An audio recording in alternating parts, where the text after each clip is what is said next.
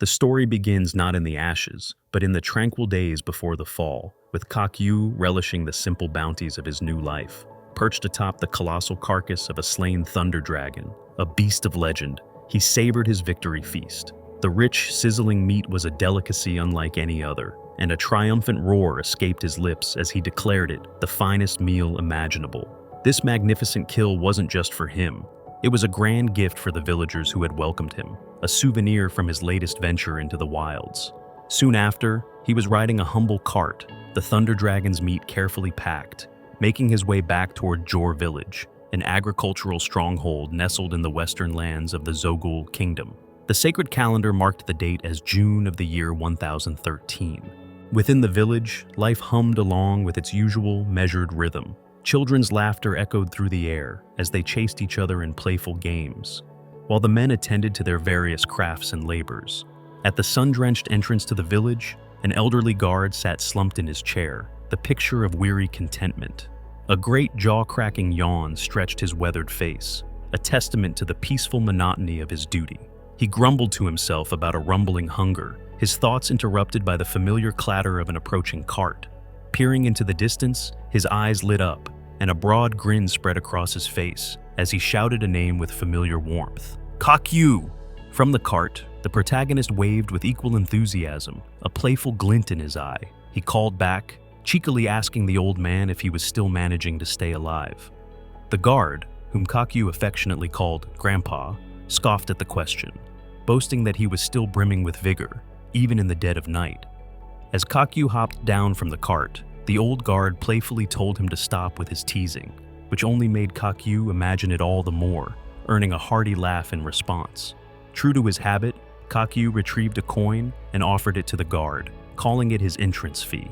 But Grandpa waved it away, his voice booming as he insisted it wasn't necessary. After all this time, Kakyu was no longer a stranger. He was one of their own, a cherished member of their community. Kakyu, however, maintained a serious expression. He gently insisted that rules were rules, explaining his philosophy that a rule was like a promise one makes to oneself. And for him, a promise was a sacred thing, something to be kept until the very end. Later that day, the entire village was alight with celebration. A massive feast was underway, the air thick with the savory aroma of roasted meat that Kakyu had generously provided. Villagers gathered around crackling fires, their faces glowing with happiness as they partook in the bounty. One man raised his mug high, his voice thick with satisfaction as he declared the food absolutely delicious. Kakyu, moving through the crowd with a large tray of meat, encouraged everyone to eat their fill, announcing that the meal was his treat. The villagers cheered his generosity, their praise echoing through the evening air. Amidst the revelry, a man named Arno, his brow furrowed with a mixture of awe and skepticism, stood up. He gestured towards the massive platters of meat and questioned Kakyu, wondering if he was truly certain about giving away so much. The quality was exceptional, far beyond anything they were used to, and the sheer quantity was staggering. He asked what kind of animal could possibly yield such a feast. Scratching his chin with a casual air, Kakyu revealed the truth. It was a thunder dragon. The reaction was immediate. Arno was indignant, accusing Kakyu of spinning tall tales. Kakyu's good humor instantly soured. Annoyed, he insisted he wasn't lying, that he had hunted the beast himself. Arno, however, remained unconvinced, retorting that a legendary dragon was beyond the capabilities of any single man to defeat. Just as the argument began to escalate, a young woman named Alma intervened. She was Arno's daughter, and she firmly grabbed Kakyu by the hand, chiding her father and telling him that was enough. She declared with unwavering certainty that Kakyu never lied to anyone. Visibly moved, Kakyu wiped a mock tear from his eye, proclaiming Alma his one true ally in the world. This sentiment, however, did not sit well with her father. Arno grabbed Kakyu, his expression stern, and declared that he would never give his blessing for a union between his daughter and this man. He pointed a finger at Kakyu, listing off his perceived flaws for all to hear: slanted eyes, a mischievous smirk, a ridiculous hairstyle. In Arno's view, these were the classic traits of a scammer. At that moment, a pregnant woman named Jules approached, carrying mugs of beer. She offered a different perspective, suggesting they reconsider. She pointed out that Kakyu was an excellent candidate, clearly wealthy enough to afford such extravagant meat. Arno tried to object, but Jules's words had found purchase. The mood of the crowd shifted. Another villager laughed, noting that they had driven Arno into a corner. Seeing he was outnumbered, Arno finally relented with a dramatic sigh. He declared that, so be it, he too would bless this union, on the condition that Kakyu also take his great-granddaughter. The young girl in question cried out her grandfather's name in embarrassment, while Kakyu laughed at the absurdity.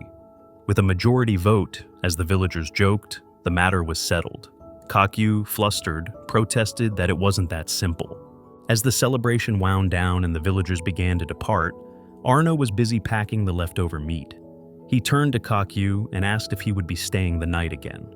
Kakyu, wiping down a table, replied that he would be very grateful if Arno didn't mind. The offer was clearly what he had been hoping for. Arno's youngest daughter, Alma, let out a cheer of delight. In a quiet corner of the room, Jules suddenly bent over, holding her stomach and moaning in discomfort. Arno rushed to her side, his voice filled with concern, reminding her that as she was pregnant, she needed to rest.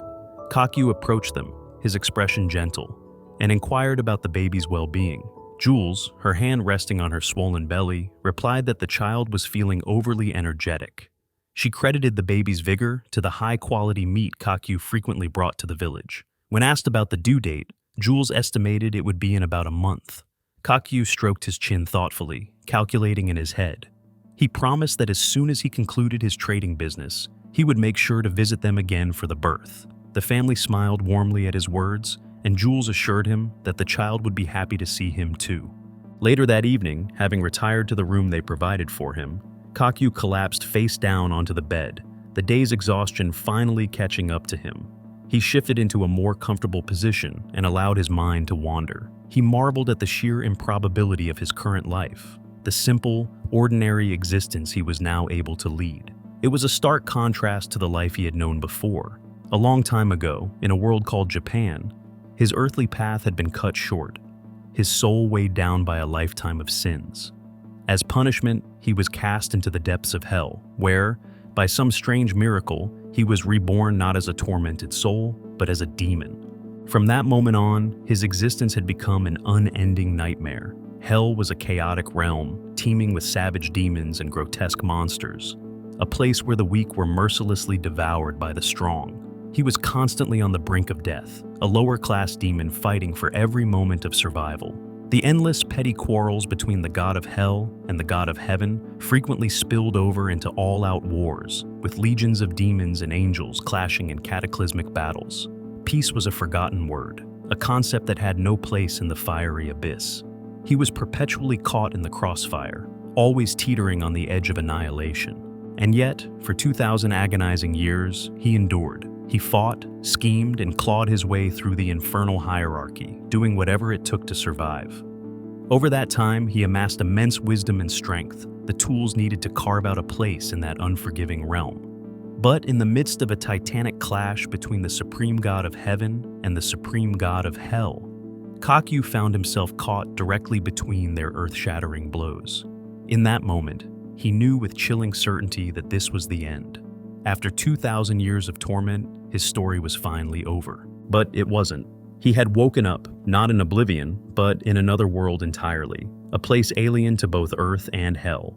It took him time to process his new reality.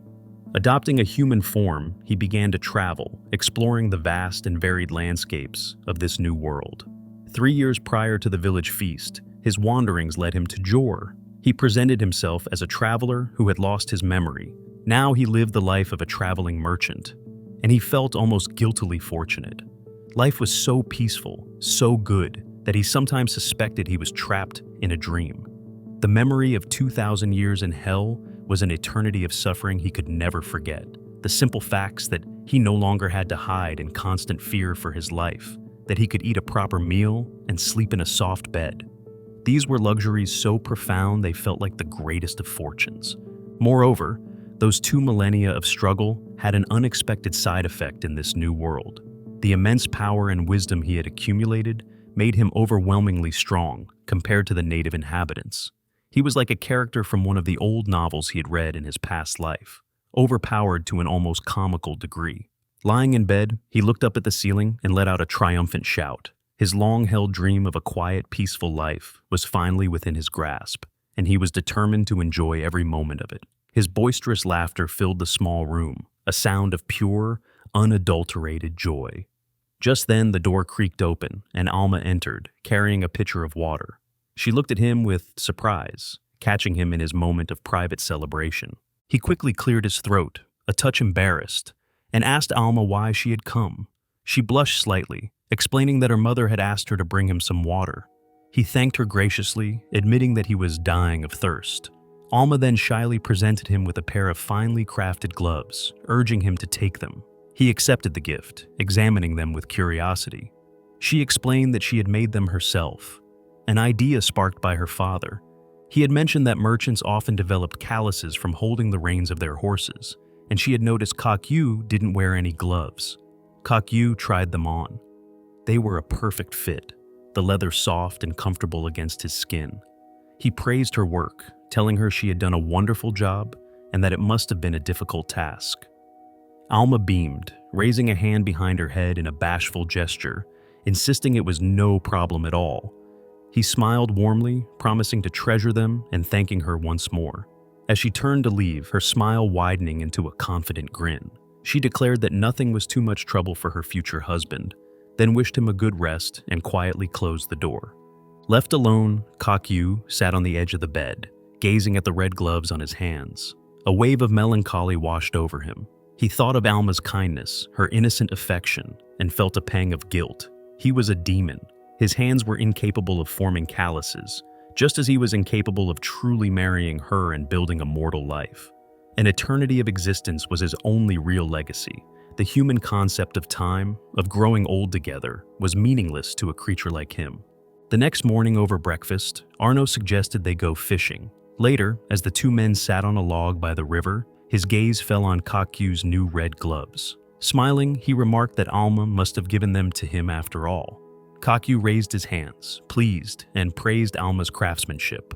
Arno nodded, agreeing they were fine gloves, and joked that he wouldn't mind a pair himself. His tone, however, shifted to a more serious one. He reminded Kakyu that even if his daughter spoke of marriage, it was something that could never truly happen. Kakyu's mood soured instantly. He looked at Arno, his eyes flashing with irritation, and demanded to know what he was implying. He wasn't a fool, he understood the subtext. Arno, misinterpreting his anger, became defensive, retorting with the accusation that Kakyu must find Alma unattractive. Kakyu shot back that he simply had no intention of becoming Arno's son-in-law, and that the old man should calm down. Arno grumbled that at least they could agree on that. Kakyu then added, more gently, that he couldn't imagine what a wonderful girl like Alma could possibly see in someone like him. Arno's expression softened. He reminded Kakyu that he had, in fact, saved her life, a rather compelling reason for her affection. He went on to explain that Alma had been frail since birth, so much so that the healers had predicted she wouldn't live to see her 10th birthday. He asked if Kakyu hadn't noticed how she always forced herself to appear cheerful in public. While at home, she spent most of her time confined to her bed. But everything had changed about a year and a half ago, when Kakyu had returned from his first long trading journey. He had introduced new kinds of meat and spices to their diet, and Alma's health had begun to improve dramatically. Arno recalled the day Kakyu first arrived in their village, a mysterious stranger. They hadn't known what to make of him then, but now he and the entire village were deeply grateful. The thought struck Kakyu with a strange poignancy. These people were grateful to him, a demon who had brought nothing but destruction in his previous existence. Arno suddenly pulled back on his fishing rod, interrupting Kakyu's thoughts. He had a bite. As he reeled in a sizable fish, he told Kakyu to listen closely, that it was time to get to the point. He revealed that an order had come from the capital. He was being conscripted into the army. Kakyu was surprised, asking why so suddenly. Arno explained that he had always been in the reserves, and recently, demonic activity had been increasing in the Urals region. He found it strange that Kakyu, a traveling merchant, hadn't heard any news of this. Kakyu inwardly mused that since he typically traveled using magical portals, he wouldn't have noticed disturbances along the common roads. Arno's face grew grave. He told Kakyu that if something were to happen to him during his service, he wanted Kakyu to look after Jules's child, ours, and Alma. Kakyu was taken aback by the request, and especially by the name. He pointed out that Ars was a boy's name, and the gender of Jules's baby was still unknown. But Arno was insistent, claiming he had a father's intuition that it would be a boy. He then revealed the deep-seated fear behind his request. His own father had been killed and eaten by demons. The world was a dangerous place, and one could never know what might happen. Kakyu asked if he was certain this was what he wanted. Arno confirmed it, pleading with him to look after his family.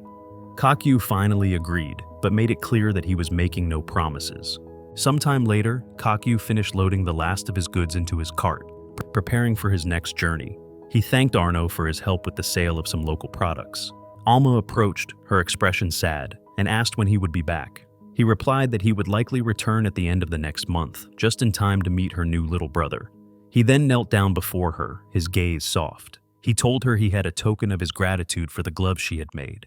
He produced a beautiful necklace fashioned from polished dragon scales and carefully fastened it around her neck, telling her to take care of herself.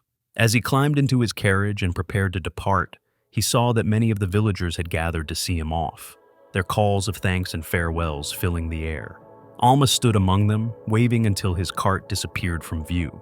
Once out of sight, Kakyu employed his demonic magic, instantly teleporting himself and his cart to the bustling city of Viperna, the capital of the Dragon Kingdom of Gizaria. He moved through the crowded markets, purchasing the goods he needed for his trade. By July, his business had prospered. He entered the city's administration building, where an official presented him with a certificate promoting him to the rank of a mid-level merchant, along with a bill of exchange. This new status would allow him to conduct business with the aristocracy, a significant step up. Later, while browsing in a high-end shop, a saleswoman showed him a fine shirt made of dark, expensive fabrics. He decided to purchase it, paying with a gold coin. The saleswoman, noting his new status, commented that she had previously thought he was just a beginner. Kakyu laughed, anticipating the fun he would have showing off his success when he returned to Jor Village. The saleswoman's tone then shifted to one of caution. She mentioned that since he was from the Urals, he should be careful. A special expedition of holy knights had recently departed for that region. Kakyu was surprised. He hadn't heard of this. The woman explained the rumors. The holy knights were said to be blessed by the goddess, granting them the ability to sense the presence of demons. Every few years, they were permitted to conduct these expeditions into neighboring lands to root out and destroy any demons hiding among the populace. A dark thought immediately crossed Kakyu's mind. He knew the truth behind these holy expeditions. People were generally unable to sense demonic presence, a fact the knights exploited. They would slander innocent villages, accusing them of witchcraft and consorting with demons as a pretext to plunder and destroy. The woman urged him to be careful on his return journey. A cold, unsettling premonition washed over him. He left the shop at once, slipping into a narrow, deserted alley. Raising his hand, he whispered an incantation, "Mana Purge," erasing every trace of his presence. Though he despised using teleportation magic in the middle of a city, the dread clawing at him left no room for hesitation. The world warped and twisted, and in the blink of an eye, he stood among the tall grass on the outskirts of Jor Village. His heart sank. In the distance, a column of smoke was rising into the sky. It wasn't the gentle smoke of cooking fires. It was thick, black, and ominous. He started to run, his mind racing, trying to convince himself it was nothing. Maybe they were just burning grass, though it was the wrong season. Maybe it was a simple fire, something he could easily handle. He pictured the village as he had left it, Grandpa asleep at his post, Arno and Alma running to greet him.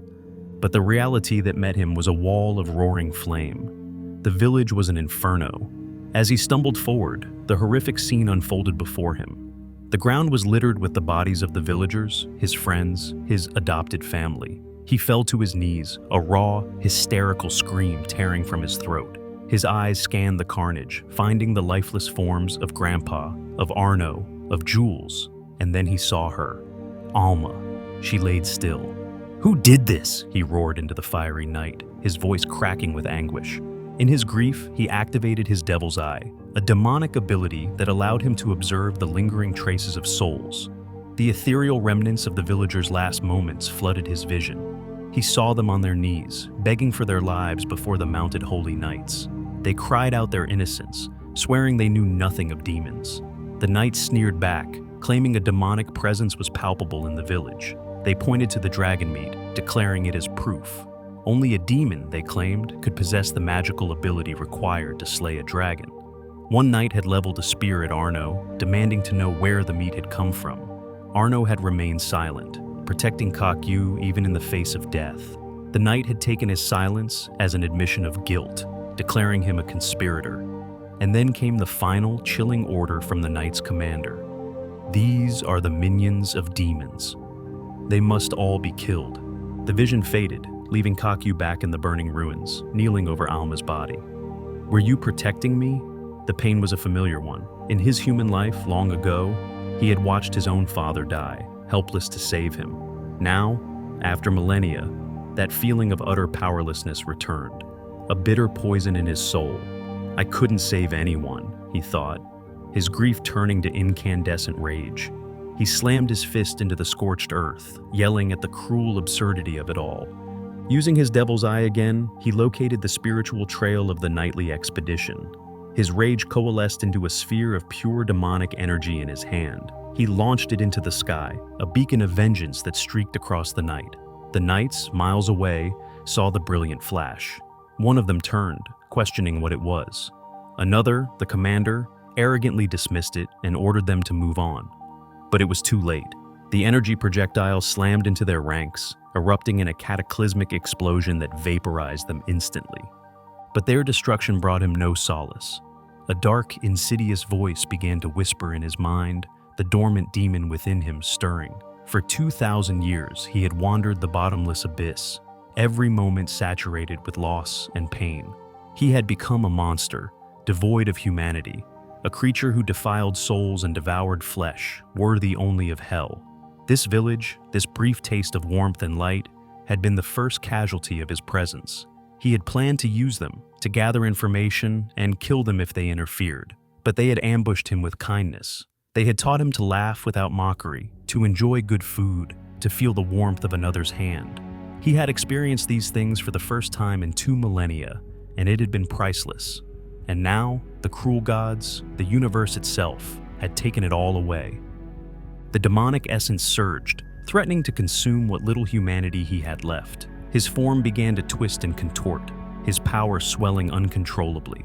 The voice in his head grew louder, reminding him of what he truly was. He tried to resist, to cling to the memory of the man he had been, but the despair was too great.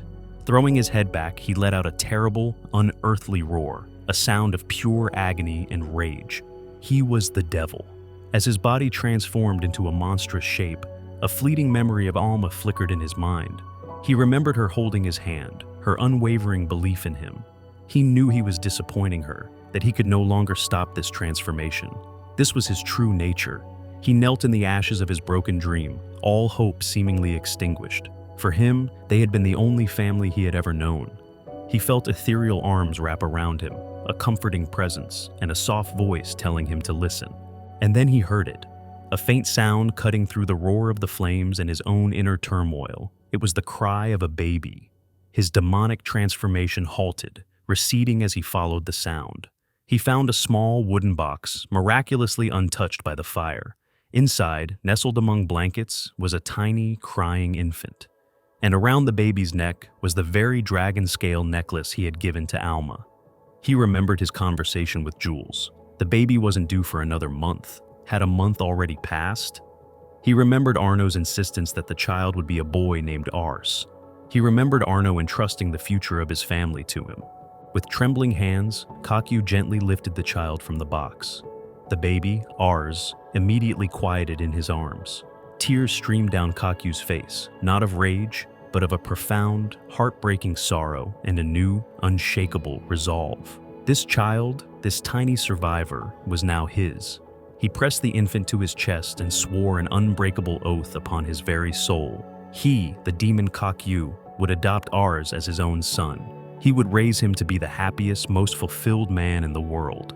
He lifted the child high, a promise to the heavens and to the spirits of his fallen friends. He was sorry he couldn't give Arno his promise that day, but he was giving it now. From this day forward, Ars's life would be filled with joy, because a devil's promise is absolute. Far away, In a realm beyond mortal comprehension, the god of hell and the god of heaven sat across from each other, a celestial chess game between them. The god of heaven remarked on what an idiot he was. The god of hell agreed, questioning what kind of devil would make a contract with his own soul as payment. The god of heaven correctly guessed it was the lower demon, Ka-Kyu. The god of hell confirmed it, lamenting the foolishness of the one demon he had held such high hopes for. After all, Ka-Kyu was the only lower demon to have survived for 2,000 years and achieve power comparable to the highest echelons of hell. The god of heaven issued a stern warning. If that demon dared to bring harm to the new world, he would personally burn the lands of hell to the ground.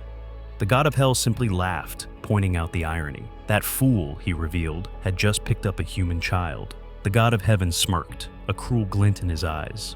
What a delicious irony of fate, he mused, for in the future, that very child would be the one to kill Ka-Kyu. The road ahead was uncertain, a path to be walked by a demon and a human child, bound together by tragedy and an unbreakable oath. The shockwaves of Ka-Kyu's act of vengeance did not go unnoticed. In the royal residence of the magic world, the demon king, Zelmelkinos Lucifer, sat upon his throne, listening to a report from his subordinate. He asked if the news of the Holy Knight's annihilation was true. The servant confirmed it, stating that an operative monitoring the Knights had witnessed the event firsthand. The Demon King mused that there might be a being in the world whose power was equal to, or perhaps even greater than, his own. An investigation team had already been dispatched by Toya, one of the 4 great demons, but the king ordered them recalled. He instructed all demons under his command not to interfere. His son, Hades, scoffed at his caution, suggesting he go and investigate himself. The queen silenced her, reminding her to address him with his proper title in public. He reasoned that whoever had attacked the Holy Knights was not their enemy, at least for now. Their best course of action was to simply observe. But a sinister smile played on his lips as he thought to himself that, in the end, all power would eventually fall into his hands. Meanwhile, in the human world, within the Holy Church lands of Caramel, a different kind of power was on display. The 58th Pope, Arlaus, walked through the city, holding a newborn baby. The people revered him, commenting on the beauty of the saint in his arms. With him was Zeed Kruger, the commander of the Order of the Holy Knights of Caramel. The Pope expressed his fear upon hearing of the events in the Urals, but spoke of legends foretelling that a holy maiden would find her hero. Kruger noted that the birth of this heir, the Holy Maiden, was a blessing and a source of hope for all humanity, especially now. The Pope agreed, feeling a weight lifted from his shoulders. However, Kruger privately noted that the aristocracy seemed less than thrilled. The birth of a holy maiden was not just a blessing, it was an omen that a great danger was approaching the world of men. A month and a half had passed since the tragedy. To provide milk for Ars, Ka-Kyu now had to milk the mountain goats he had managed to bring from the ruins of the village. He assured himself that despite the hardships, Ars was doing fine. Entering their new home with pails of fresh milk, he found the 2-month-old infant already crawling around, displaying a restlessness that belied his age. Ka-Kyu chuckled, scooping up the adventurous baby and remarking on his energy. He gently placed Ars in a carrier while he prepared the milk. After a month and a half of fatherhood, he had become surprisingly adept at the task. He meticulously boiled the water, cooled it in a water bath, and sterilized the handmade bottle. He offered the bottle to Ars, but the baby refused it, turning his head away. Ka-Kyu surmised that the taste of the goat milk must have been slightly off that day, and that his son was simply a budding gourmet. He tried adding some berry jam and a little sugar to make it more palatable, but when he offered it again, Ars took a sip and promptly threw it all up, soiling Ka-Kyu's clothes. The demon who had survived 2 millennia in hell found himself utterly defeated by infant reflux. He sat in a corner, momentarily crushed, before shaking off his despair. "No, you can't give up like that," he told himself. He went to the crib to change the milk-splattered baby, struggling as the infant wriggled and squirmed. He had never imagined that raising a child would be so profoundly difficult. He, who had fought countless battles and knew thousands of powerful spells, was sincerely confident he could handle it with grace. But reality was a humbling master. There was no spell to clean a diaper, no incantation to make a baby laugh, and certainly no magic that could stop the piercing cries in the middle of the night. He concluded that mothers were the true heroes of any world. Later, with Ars finally asleep, Kakyu folded his arms, a sense of relief washing over him. He admitted to himself that raising a child sometimes felt more arduous than hell itself, but a single glance at that peaceful, sleeping face was enough to restore all his strength and resolve. He wished Jules and Arno could see their son, a bittersweet thought that brought a lump to his throat. As he drifted off to sleep himself, an inner voice, a manifestation of his new parental duties, roused him. When the baby sleeps, it's time for housework. Laundry, chopping wood, tending to the animals, working in the garden. The list was endless. He also took a moment to introduce their new circumstances. He and Ars had moved from the Ural Kingdom, crossing the sea to the southern continent, to a country called Elbrant. Their new home was an ancient, restored elven fortress carved into a rock face, hidden deep within a central forest. He had chosen this remote location for a simple reason. He had annihilated an entire squadron of holy knights, and he knew the church would be hunting for him. The lands of believers were no place to raise a child. Though he doubted they could discern his demonic nature from his magic, it was better to be cautious. It was one of several shelters he had discovered during his years of wandering. To be safe, he had reinforced the location with a powerful camouflage magic curtain, just in case anyone as perceptive as the Holy Knights came searching. It was an old dwelling, but compared to the shelters he used to build in Hell, which often crumbled into ruins by the next day, it was a palace. He mused that he might gradually expand it, perhaps one day turning it into a castle. He scratched his chin, a genuine smile on his face. A home of his own. It was something he had dreamed of for 2,000 years. Just as he was reveling in this thought, a bolt of lightning inexplicably struck the house, tearing a hole into the ceiling. His first thought was for Ars. He rushed into the room, scooping the baby into his arms, relieved to find him unharmed. He looked up at the hole, puzzled. There had been no storm. Then, Ars sneezed, and another small bolt of magical energy shot from him, confirming Kakyu's suspicion. Ars possessed magical abilities from birth. The only logical explanation was the dragon meat. For a year and a half, he had regularly supplied the village with it, and Ars was the only child born during that period. The magical energy from the consumed dragon must have affected the fetus, resulting in a child with a human body, but the magical power of a dragon. It was his fault. This terrible inheritance meant Ars would likely never be able to live a normal life in human society. Realizing that Ars would need more companionship than just him, Kakyu decided to create some help. Using his magic, he cloned several miniature versions of himself, creatures he called mini Kakyus. In Hell, these small, controllable constructs were useless for combat, but he reasoned they would be perfect for household chores. He began to train them, but the process was not without its hiccups. When one of the mini Kakyus made a mistake, Kakyu, controlling it remotely, felt the urge to punch it, a strange sensation that told him that they needed more training. He sighed. It seemed he was back to raising Ars alone. But compared to the constant chaos of Hell, he thought, raising one child should be a walk in the park. He looked at his son, his fists clenched with determination, and declared that he would do everything in his power to raise Ars to be the best person in the world. The following 2 weeks were a grueling test of that resolve, a relentless cycle of feeding, changing diapers, and sleepless nights. Ars's magical outbursts were becoming more frequent and destructive. A cough could cause an explosion. A laugh could summon a hurricane. A simple pee could unleash a powerful geyser of water, and his cries were often accompanied by a full-blown thunderstorm. Kakyu, utterly exhausted, longed for just a single hour of uninterrupted sleep. One night, he collapsed by the bed, stroking his son's hair as he finally drifted off. He dreamed of his past life in Japan, a heated argument with his father. He had wanted to stay in his school to earn his own money, but his father had insisted he focus on his studies, that he was doing it all for his son's future. He had screamed back that he hadn't asked for any of it before slamming the door. The dream shifted, and he woke with a start, rubbing his eyes. The room was in disarray, and to his horror, he saw goblins. He quickly cut them down before frantically checking for Ars, but his son was gone. A cold panic seized him. Kidnapped. He cursed his own exhaustion. He had been so worn out that he hadn't even noticed them breaking through his protective circle. What kind of father was he? Using his devil's eye, he located Ars's soul trace and sprinted into the forest, his heart pounding with fear. Deep in the woods, he found a shocking scene. A family of goblins lay dead or dying, and standing over them was a dark elf girl with a slave collar around her neck. In one arm, she held Ars. With her other hand, she was calmly strangling the last remaining goblin. Ars saw him and cried out, "Dad!"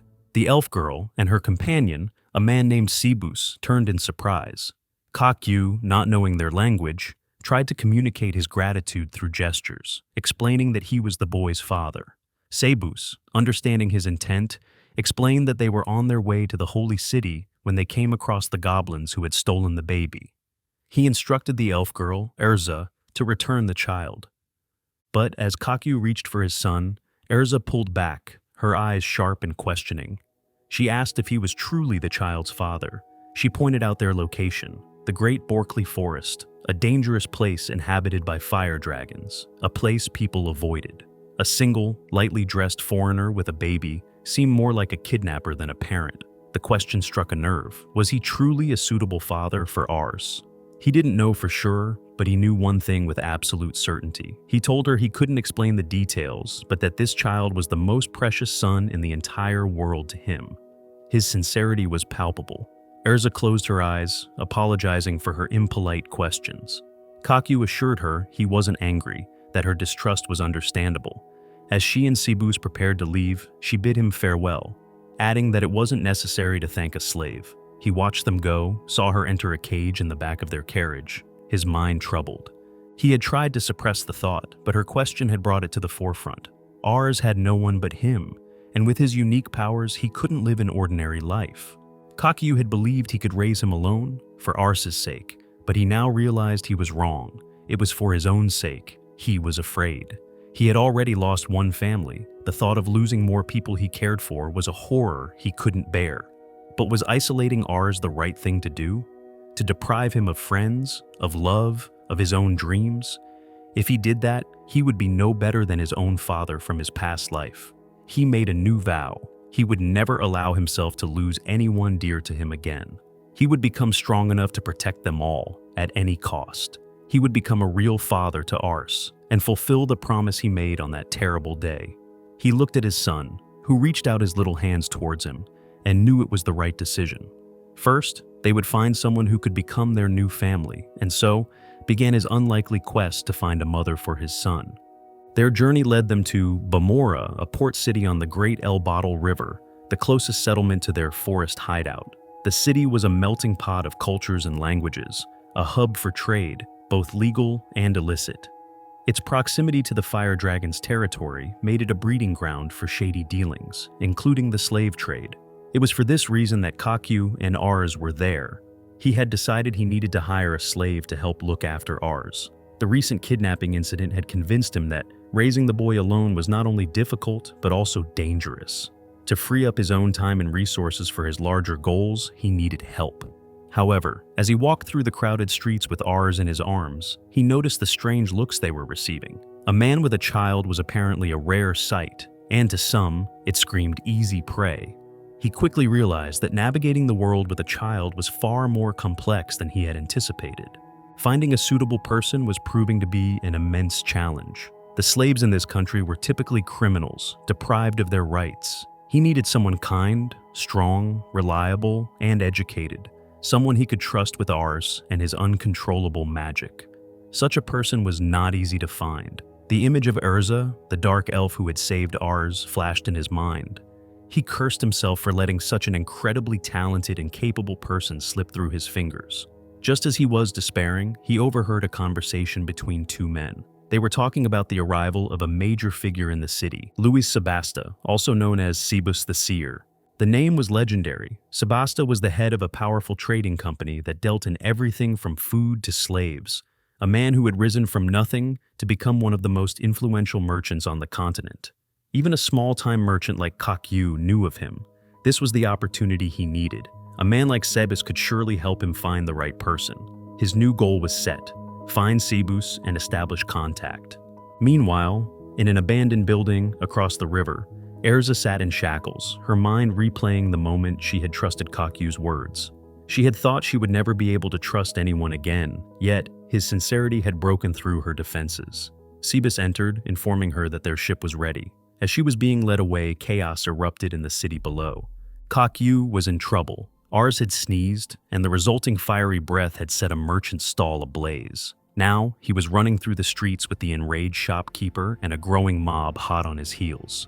He found himself trapped in a dead end, cornered. He turned, a charming smile on his face, and tried to negotiate, promising to compensate them for everything.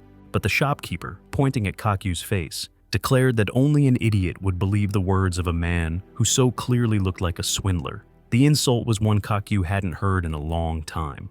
Suddenly, screams of terror filled the air. A shadow fell over the city. Kakyu looked up, and his blood ran cold. A massive fire dragon was circling overhead, its mouth agape, ready to unleash a torrent of flame. The mob chasing him scattered in panic. The dragon, however, seemed to have saved him. His first instinct was to use the distraction to escape, but he remembered his village, the fire, the loss. But then he hesitated.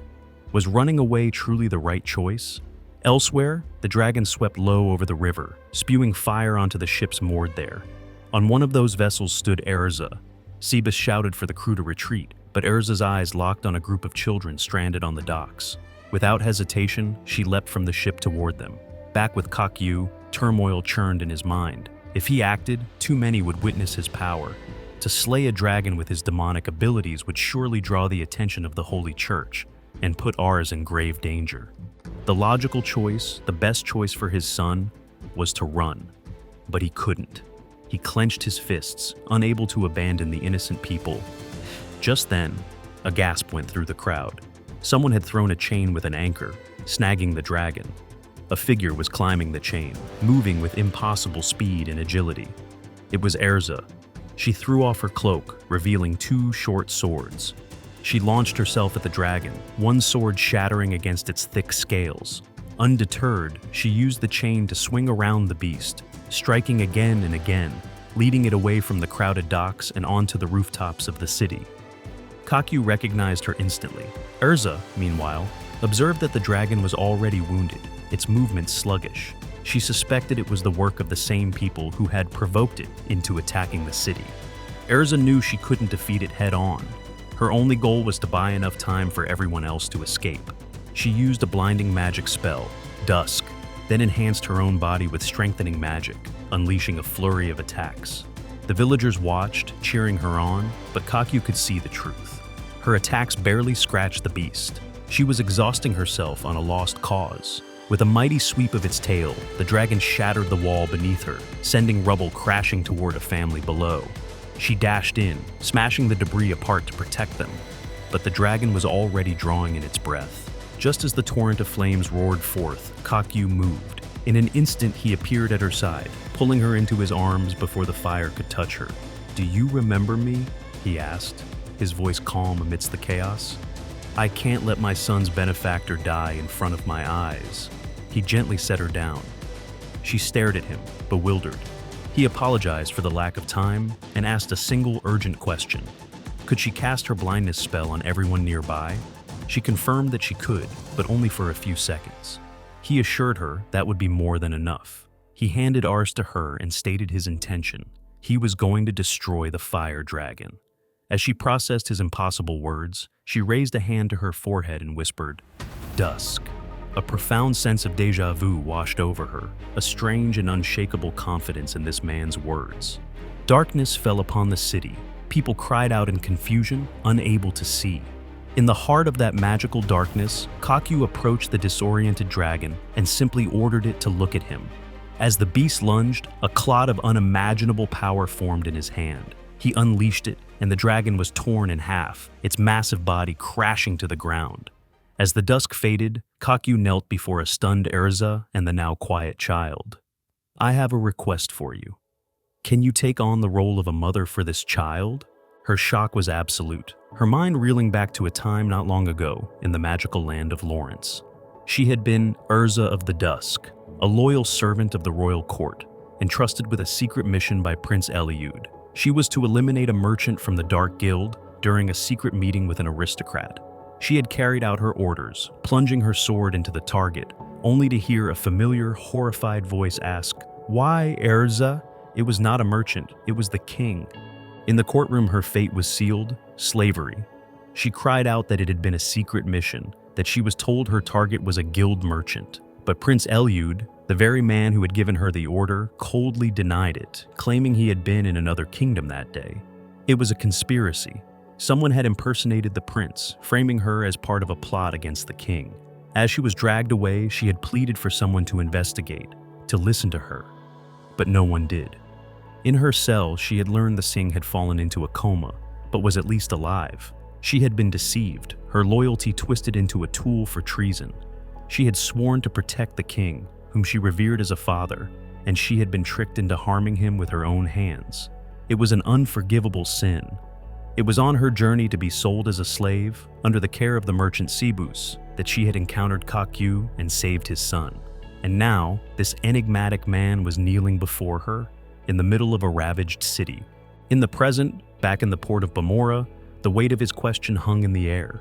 Kakyu himself was wrestling with his own impulsiveness, wondering what kind of nonsense he was spouting. Their intense moment was interrupted by the arrival of Sibus, who called out Erza's name. He saw them kneeling, hands almost touching, and apologized for the intrusion. As the townsfolk began to gather, marveling at the dead dragon, Sibus asked Erza if she was the one who had slain the beast. She quickly denied it, giving the credit to Kakyu, but Kakyu stopped her and confirmed it was something else, describing how the world had gone dark and a terrifying roar followed as the dragon was torn apart. He claimed it must have been some incredible natural phenomenon, perhaps a meteorite. Sibus then turned his attention to the rescued children, confirming they were illegal slaves, lacking the magical seal that all legitimate slaves possessed. Erza rushed to comfort the frightened children while Sibus pondered what to do. He would take the children to the holy city, but Erza's fate was now intertwined with this mysterious man, Kakyu. Sibus, ever the merchant, asked Kakyu directly if he intended to purchase Erza as a slave. Kakyu agreed, but said he needed to clarify something with her first. He turned to her, formally introducing himself as Kakyu, a merchant from the Ural Kingdom. He repeated his request, his voice sincere. He wanted her to become Arsa's mother, his wife. He explained that in watching her, he recognized qualities he lacked, and that he saw in her a person he could truly trust. If she agreed, he would nullify any slave contract. He didn't want a slave, he wanted an equal partner to help him raise Ars to be a happy man. Erza, her face a mask of sorrow, rejected his offer. She explained that she was a criminal, sentenced for a grave crime. Simply being freed from her shackles would not be enough to atone for her sins. Kakyu, though disappointed, accepted her answer with a sad smile, telling her it was a pity and thanking her for her honesty. Erza was taken aback by his easy acceptance. As Sibus went to prepare his ship for sailing, he asked Kakyu to look after Erza's wounds, whispering a quiet "good luck" as he handed him a first aid kit. As Kakyu tended to her injuries, he activated his devil's eye, not to intimidate, but to understand. He saw the swirling emotions within her, deep disappointment, suspicion, anger, but also a lingering loyalty. She had been betrayed by someone she trusted deeply, yet she remained composed. Her words about atonement ran deeper than simple regret. Despite her turmoil, her core was strong, a strength born from the long life of a dark elf, and a profound capacity for love. It was this strength, this love, that he desperately wanted for Ars and for himself. He finished bandaging her wounds and asked if she could hold Ars a little longer. She agreed, and as she held the child, she began to understand why she had instinctively trusted this man. He had entrusted his son to her, a stranger, a slave. It was a level of trust she had never experienced before. Kakyu then spoke again, telling her that he didn't care about her past crimes. What he knew, what he saw, was that with hands she considered defiled by sin, she had saved countless lives. He saw a person who, despite her suffering, was willing to give her life for justice. That, he told her, was the strength he and Ars needed. She tried to object, but he pressed on, questioning her definition of atonement. Was lifelong slavery, performing hard labor, and perhaps even being forced into further crimes truly a just punishment? His words struck a chord, and she broke down, tears streaming down her face. She cried that she understood, but that she couldn't simply live a happy life. She couldn't forgive herself, so she had to choose punishment. She screamed that a strong man like him could never understand her feelings.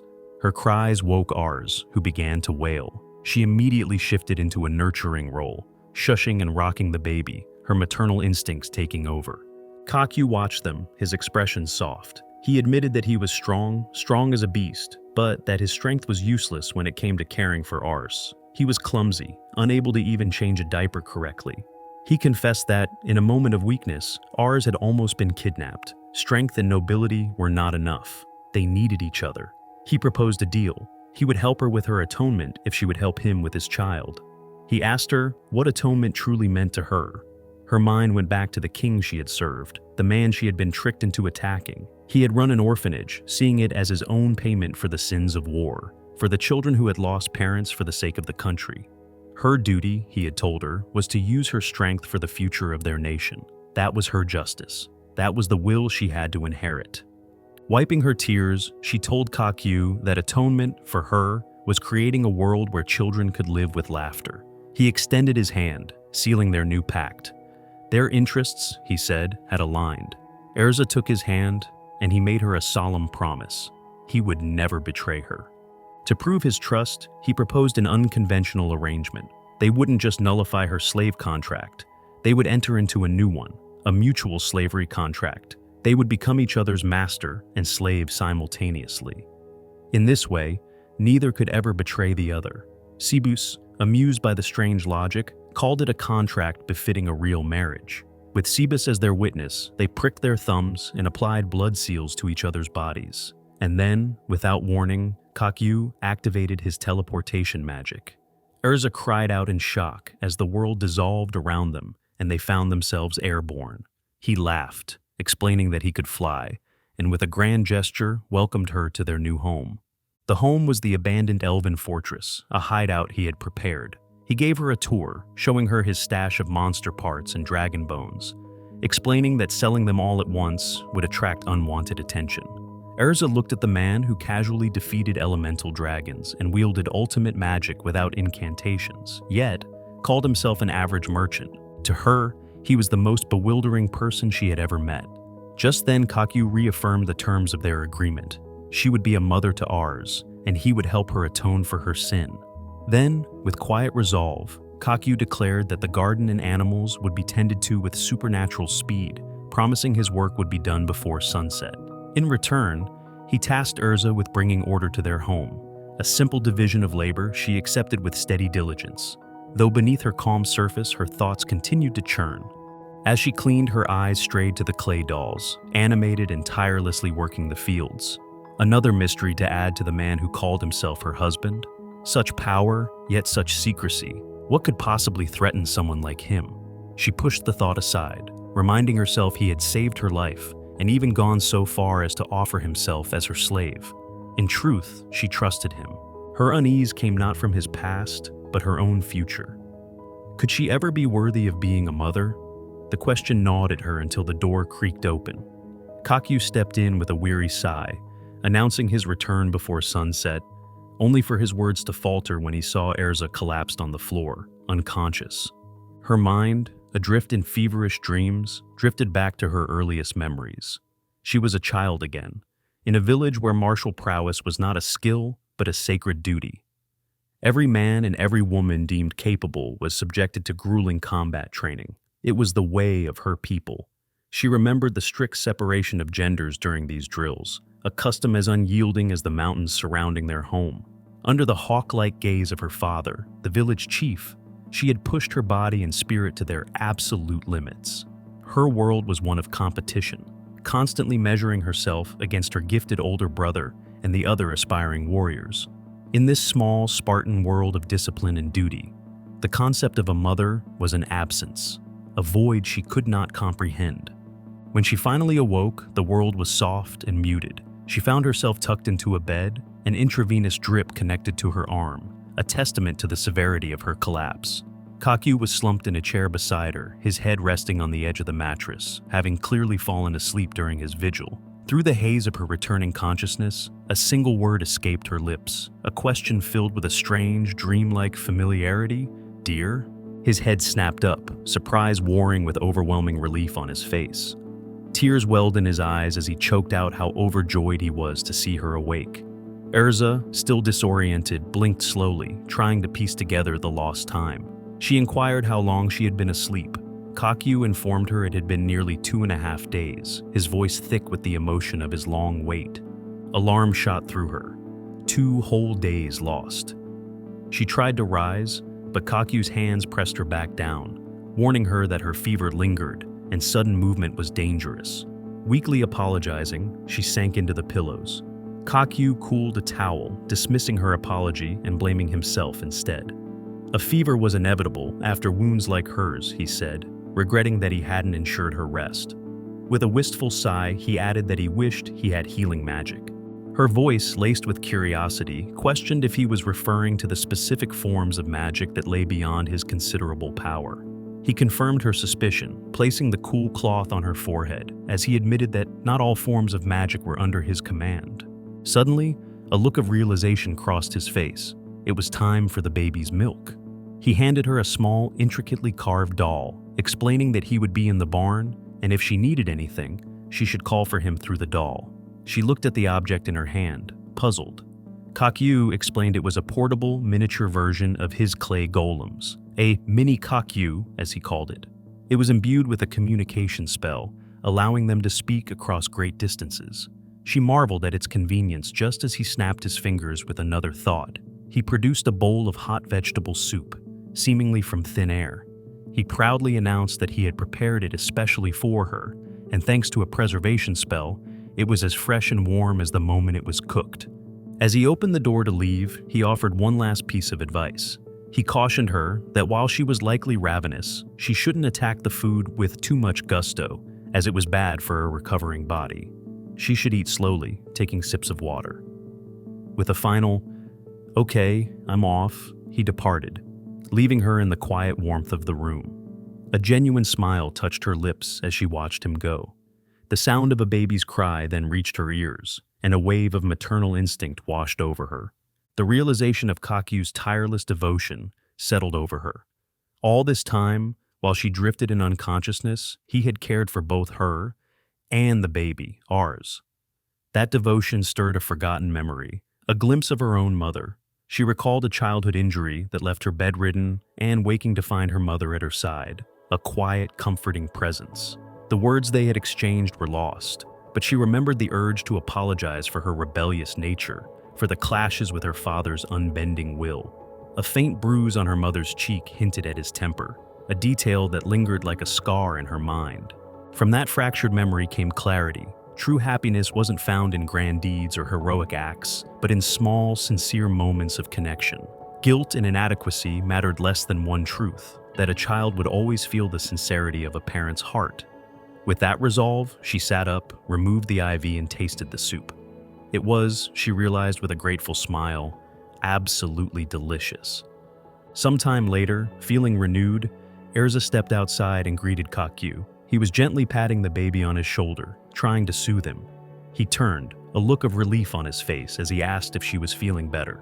In that brief moment of distraction, the infant Ars, with surprising speed, crawled away from his father. Kakyu yelped and scrambled after him, shouting for the rapidly escaping baby to stop. Kakyu pleaded with the giggling infant to wait, to at least let him put on a diaper.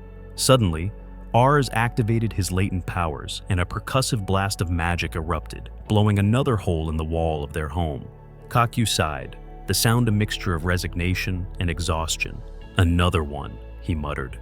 Erza could only stare, a mixture of shock and amusement on her face. They were, without a doubt, the strangest father and son she had ever known. This little family, she mused, was certainly in for a difficult journey. That evening, the first official family meeting was convened. Kakyu sat at the table, his chin resting in his hands, his gaze fixed on Ars. The topic of discussion, he announced with mock gravity, was their son's unexpected and destructive magical outbursts. The meeting, however, was short-lived, as exhaustion soon claimed them both. The following days saw a dramatic shift in the household dynamic. With Erza fully recovered, she took it upon herself to meticulously clean the entire house through the night. The next morning, she found Kakyu still sound asleep and, after her initial attempts to wake him failed, she unceremoniously tugged the sheet from under him, sending him tumbling to the floor.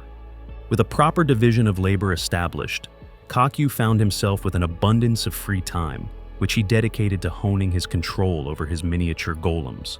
He had already mastered the ability to manipulate two of them simultaneously.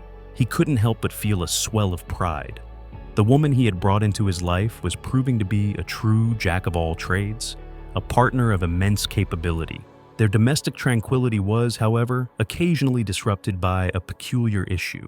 While Ars was a happy and smiling baby in their presence, he would often cry and refuse to drink the milk Kakyu offered him. Yet, the moment Erza took him, he would calm down and eat with gusto.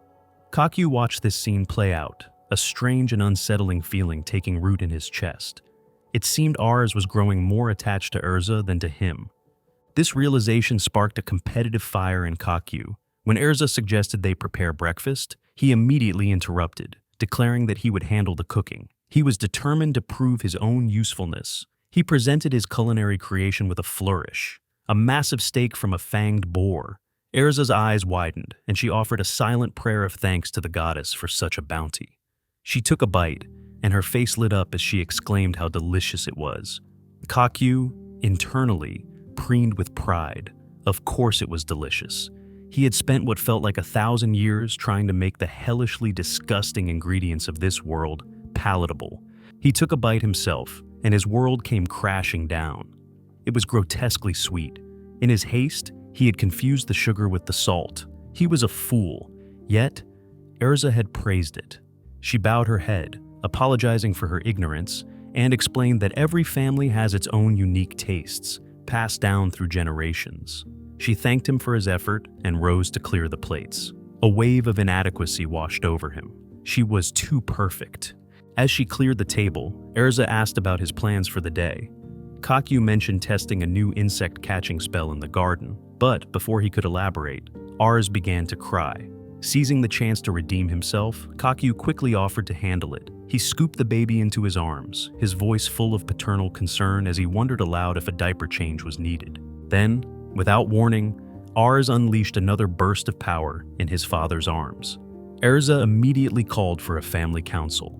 She had a theory. Perhaps these magical explosions weren't random at all. They only ever seemed to happen when Kakyu was the one holding him. Maybe, she suggested, the cause wasn't Ars, but Kakyu himself.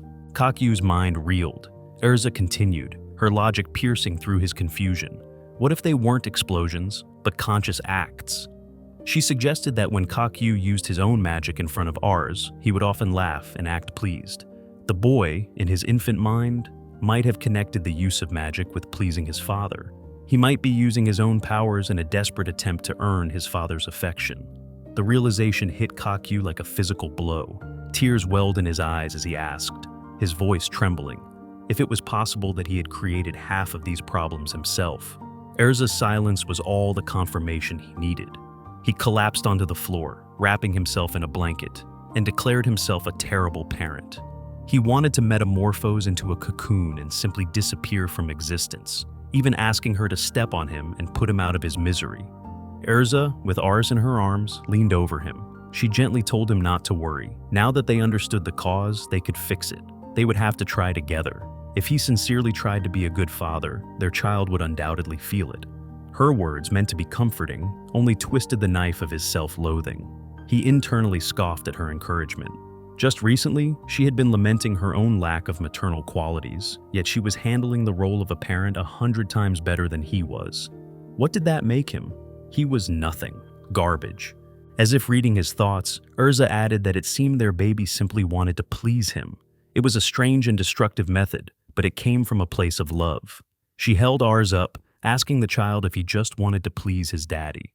Ars cooed in agreement. The sounds snapped Kakyu out of his despair. He shot out from under the blanket, his arm outstretched, and cried out his son's name with renewed vigor. The sudden movement, however, terrified the little boy, who pressed himself tightly against Erza. Kakyu, seeing the fear in his son's eyes, felt as though he had evaporated on the spot. In the days that followed, Erza's prediction proved remarkably accurate. With the adjustments made to his upbringing, Ars's uncontrollable magical outbursts ceased entirely. This positive development, however, did little to soothe Kakyu's troubled mind. As he worked in the fields, a single, poisonous thought took root. Did this house, this family, even need him anymore? He tried to shake it off, reminding himself of his utility. His knowledge from his time in the village of Jor made him adept at handling the animals and fieldwork. The wheat he was cultivating would provide them with food and, if sold, money. He was needed. He had to be. But his fragile confidence was shattered when a torrential downpour descended upon his fields, wiping out the entire wheat crop. He fell to his knees in the mud, his spirit utterly broken. Erza, finding him there, was less than sympathetic. She pointed out that everyone in the region grew potatoes and rice for a reason. The weather was simply not suitable for wheat. His failure was absolute. Everything he touched seemed to turn to ruin. And to make matters worse, Ars did nothing but cling to Erza, a constant, painful reminder of his own inadequacy. A jealous rage, so potent it felt like bloody tears were streaming down his face, consumed him. He grabbed his head, forcing himself to calm down, to remember his true purpose. He was an ancient being with a mission. He couldn't afford to get lost in these petty mortal emotions. Pulling himself together, he announced to Erza that he would be leaving for a few days. He concocted a story about the destruction of the harvest creating a financial crisis, and his intention to establish a new business in the holy city of Ostraga. He needed to conduct market analysis, find reliable buyers, and put an end to these demoralizing failures. In Ostraga, armed with a certificate from the Northern Guild, a bill of exchange, and a letter of recommendation from the great merchant Sebastian, he found that good connections were indeed a powerful currency. The usual week-long registration process was completed in a fraction of the time. Seeking to make new acquaintances, he found himself in the company of two merchants from the country of Laurens, a brother and sister named Ryurin and Shurin. They lamented the flooding of the Elbat River during the rainy season, which rendered the ferry roads unusable. This forced them to take a treacherous bypass route through a forest, a path that had recently become even more perilous. A dragon had appeared in the vicinity, and its subsequent death had sparked a fierce territorial war between dark guilds. A particularly ruthless commander named Vitra had emerged victorious, and now the road was overrun with monsters. When Kakyu inquired about exterminating them, the merchants explained that all the nights were occupied with the water creatures that emerged during the rains. Sea travel was out of the question due to the prohibitive cost. The next day, Kakyu presented the merchants with a pair of freshly severed dragon paws. They stared in shock, confirming that they were undoubtedly from a monster.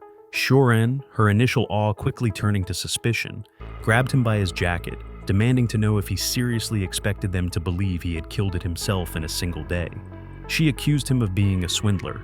Kakyu, maintaining a calm demeanor, spread his arms and explained that he had mercenary friends whom he had contacted before his arrival. They had simply delivered the trophy as planned. This lie, designed to make his incredible feat more palatable, had the desired effect. The siblings, chiding him for not telling them sooner, immediately saw the potential in his connections. When they admitted they had no money to pay him for his service, Kakyu saw his opening. He proposed that in exchange for clearing the road, they share their knowledge of market prices, trade routes, and introduce him to their suppliers. That evening, he spoke with Erza through the mini Erza doll. He recounted his successes, explaining that the siblings were salt traders and were arranging a meeting for him with the boss of the Chiron merchant fleet. Erza's voice, filled with genuine admiration, congratulated him on his remarkable progress in just 2 days. A warmth spread through his chest. He wasn't such a slacker after all. He informed her that the next day would be incredibly busy, and he likely wouldn't be able to answer her calls. He asked her to say hello to Ars for him, and as he lay in bed, staring at the ceiling, he silently promised his son that he would soon see just how cool his father could be. The meeting with Silga, a prominent sea merchant from Elbrant, was a resounding success. Silga was particularly interested in Kakyu's supposed connections with mercenaries, recognizing their value in securing transportation during the treacherous rainy season. Kakyu, playing his part to perfection, began to lay out his business proposal, detailing the goods he could provide, from salt to monster materials. Just as he was about to elaborate, the mini Erza doll began to ring insistently. Annoyance flared within him. He had specifically told her he would be busy. Was everything all right? He quickly dismissed Silga's question about the sound, waving it off as nothing. He couldn't afford distractions. This venture had to be a grand success. The negotiations concluded with a firm handshake and an agreement for a future drink.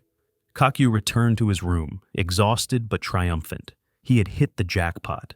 When he returned home, he would be showered with the praise he so desperately craved. The mini Erza was blinking with a storm of notifications. He decided he would listen to them after he had shared his own good news. He activated the doll, but before he could speak, Erza's frantic voice cut through the air. "Husband, trouble!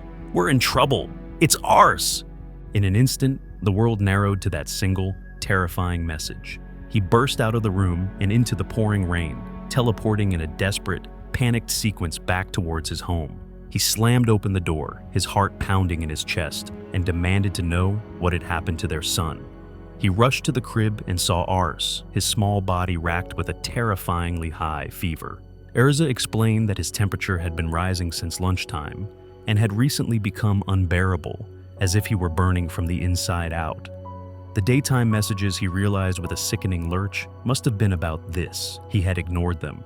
He asked for the cause, but Erza, her face pale with fear, had no answers. There was no rash, no breathing problems, just an impossibly high fever with no apparent reason. If the cause was unknown, there was no medicine. A dreadful thought occurred to him. What if this was related to Ars's draconic nature?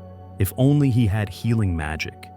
Erza, galvanized by desperation, announced she was going to venture into the storm to gather every healing herb she could find. Kakyu immediately protested. It was the middle of the night, in a downpour. It was far too dangerous. He would go himself. But Erza argued that he knew nothing of the local vegetation, and her elven eyes could see better in the dark. He needed to stay with their son. Before he could argue further, she was out the door, leaving him alone with the burning child and the crushing weight of his own uselessness. Ars stirred, his small hand reaching out toward his father. Kakyu leaned over the crib, his voice breaking as he asked if the boy was trying to encourage him. Such a worthless father who could do nothing for his own son. He begged the child for forgiveness. Just then, the door swung open again. Erza stood on the threshold, not with a bundle of herbs, but with a large, strange-looking tree. She explained that at the entrance to the forest, she had spotted it and remembered the village elder's teachings. It was a devil's walking stick, a type of magical tree that grew rapidly by consuming vast amounts of mana. Working together, they carefully wrapped the tree's branches around the child's arms and legs. Instantly, the tree began to surge with growth, its branches reaching towards the ceiling as strange fruits blossomed on its limbs. It was exactly as Erza had suspected. She explained that elves and other races with strong innate magic sometimes experience this condition. Their magical power would grow faster than their physical bodies could contain. Kakyu stared in disbelief. It was a magical breakdown. Erza confirmed his fears but reassured him that since the tree, a natural demon host, was absorbing the excess magic, Ars's temperature should soon begin to drop. Kakyu fell to his knees, relief and shame washing over him in equal measure. He had been so consumed by his own failures, his own jealousy, that he had been completely blind to what was happening to his son. He had made the contract with Erza because he knew he couldn't raise Ars alone, but then his own pride had gotten in the way, and he had nearly ruined everything. He had tried to compensate for his failures at home with success in business, but in doing so, he had completely forgotten what was most important. Erza interrupted his spiral of self-recrimination. She told him that ever since he had left, Ars had cried every night. He was inconsolable, especially as the fever took hold. For their son, Kakyu was the most reliable, the most irreplaceable person in the world. She then raised her hand, her gaze meeting his, and added softly, "And now for me, too." Tears streamed down his face as he thanked her. The magical breakdown had likely been accelerated by their efforts to suppress his earlier outbursts, but it was an eventuality they would have to manage. In the future, they would use the devil's walking stick regularly to draw out the excess magic. They made a new pact, a true partnership. He would handle the work and she the home. They would divide their responsibilities, each operating in their area of expertise. And most importantly, they would communicate openly, without hiding their thoughts or fears. The next morning, it was Erza who cooked breakfast. As she placed a plate in front of him, a strange concoction of sautéed goat and bear paws with a wild mushroom sauce. He couldn't help but wonder if she was trying to poison him. He steeled himself, convinced that no matter its appearance, her cooking must be excellent. He took a bite and immediately fell face first into his plate. As his consciousness faded, he heard her cheerful voice remark that her cooking was good, but not so good that one should dive into it like a swimming pool. His last coherent thought was a solemn vow. From now on, he would be the one doing the cooking. One night, he had a vivid dream. He was sitting in a bar with his old friends, Arno and Jules, enthusiastically describing the joys of fatherhood and how caring for a child gave him a profound sense of purpose. Jules chimed in with a teasing remark, saying that all that remained was for him to perfect the image of the ideal husband. Kakyu insisted he was already making maximum efforts, but when Arno bluntly asked if he had kissed Urza yet, he faltered. He tried to explain that their relationship was based on a contract, that as a demon, he was fundamentally different, but his friends saw through his excuses. Arno correctly deduced that the great and powerful Kakyu had in fact never kissed anyone in his life. In a moment of drunken camaraderie, Arno offered to help him out, leaning in for a practice kiss. Kakyu, in his dream, panicked, shouting for him to stop. He jolted awake with a start, only to find himself hitting his forehead against Urza's, who had been leaning over to wake him. Time marched on. Ars grew quickly, a bright and inquisitive child. One day, Kakyu was tending to a newborn goat kid when Ars appeared, asking who the little creature was. Kakyu smiled, picking up his son. He explained that this was a baby goat, born that very morning, and that as his older brother, Ars should be kind to him. For Ars's first birthday, which they celebrated on the anniversary of the day Kakyu found him, they had a small party with a cake. Kakyu presented his gift, a large bilingual encyclopedia of magical creatures, complete with pictures and historical references. Urza, however, presented a counter-argument. She believed it was too early for such academic pursuits. In her village, children began practical training the moment they could walk. A debate ensued, with Kakyu accusing her of being too strict, and Urza accusing him of indulging the child too much, pointing to his scattered clothes and misplaced money as evidence of his lax parenting. Their argument was cut short by Ars, who, with tears in his eyes, declared that fighting was bad. The sight of their adorable, distressed child instantly diffused the tension, and they both reassured him that everything was fine. The next day, inspired by his new book, Ars wanted to go insect catching in the forest. As the boy ran ahead with his net, Urza mused that he took after his father. The comment sparked a flicker of a memory for Kakyu, a vague sense of having done the same as a child. Urza then said something that caught him completely off guard. She would have liked to have seen him as a child. The intimacy of the thought, combined with the lingering memory of his dream, created a palpable tension between them. They leaned towards each other, a silent question hanging in the air. But the moment was broken by Ars, who reappeared, pointing excitedly at something in the grass. There, nestled amongst the leaves, was a baby fire dragon. Urza's immediate reaction was fear. She screamed for Ars not to get close, her mind flashing back to the destruction wrought by the adult dragon in Bamora. But Ars, remembering his father's words from the day before, proudly declared that the baby dragon was his brother. He ignored his mother's warnings and wrapped his small arms around the creature's neck. Urza was horrified, her mind racing with fears of bites, diseases, and the potential wrath of the dragon's parents. Kakyu tried to reason with her, pointing out how small it was, but his words were drowned out by her panicked objections. The baby dragon, however, seemed to sense the tension. It looked at Urza's menacing expression, turned, and flew away. Ars, his newfound friend gone, began to cry, his sobs echoing through the forest until he finally cried himself to sleep that evening. A few days later, Kakyu was in a frantic rush. A major auction was being held at sea, and he was running late.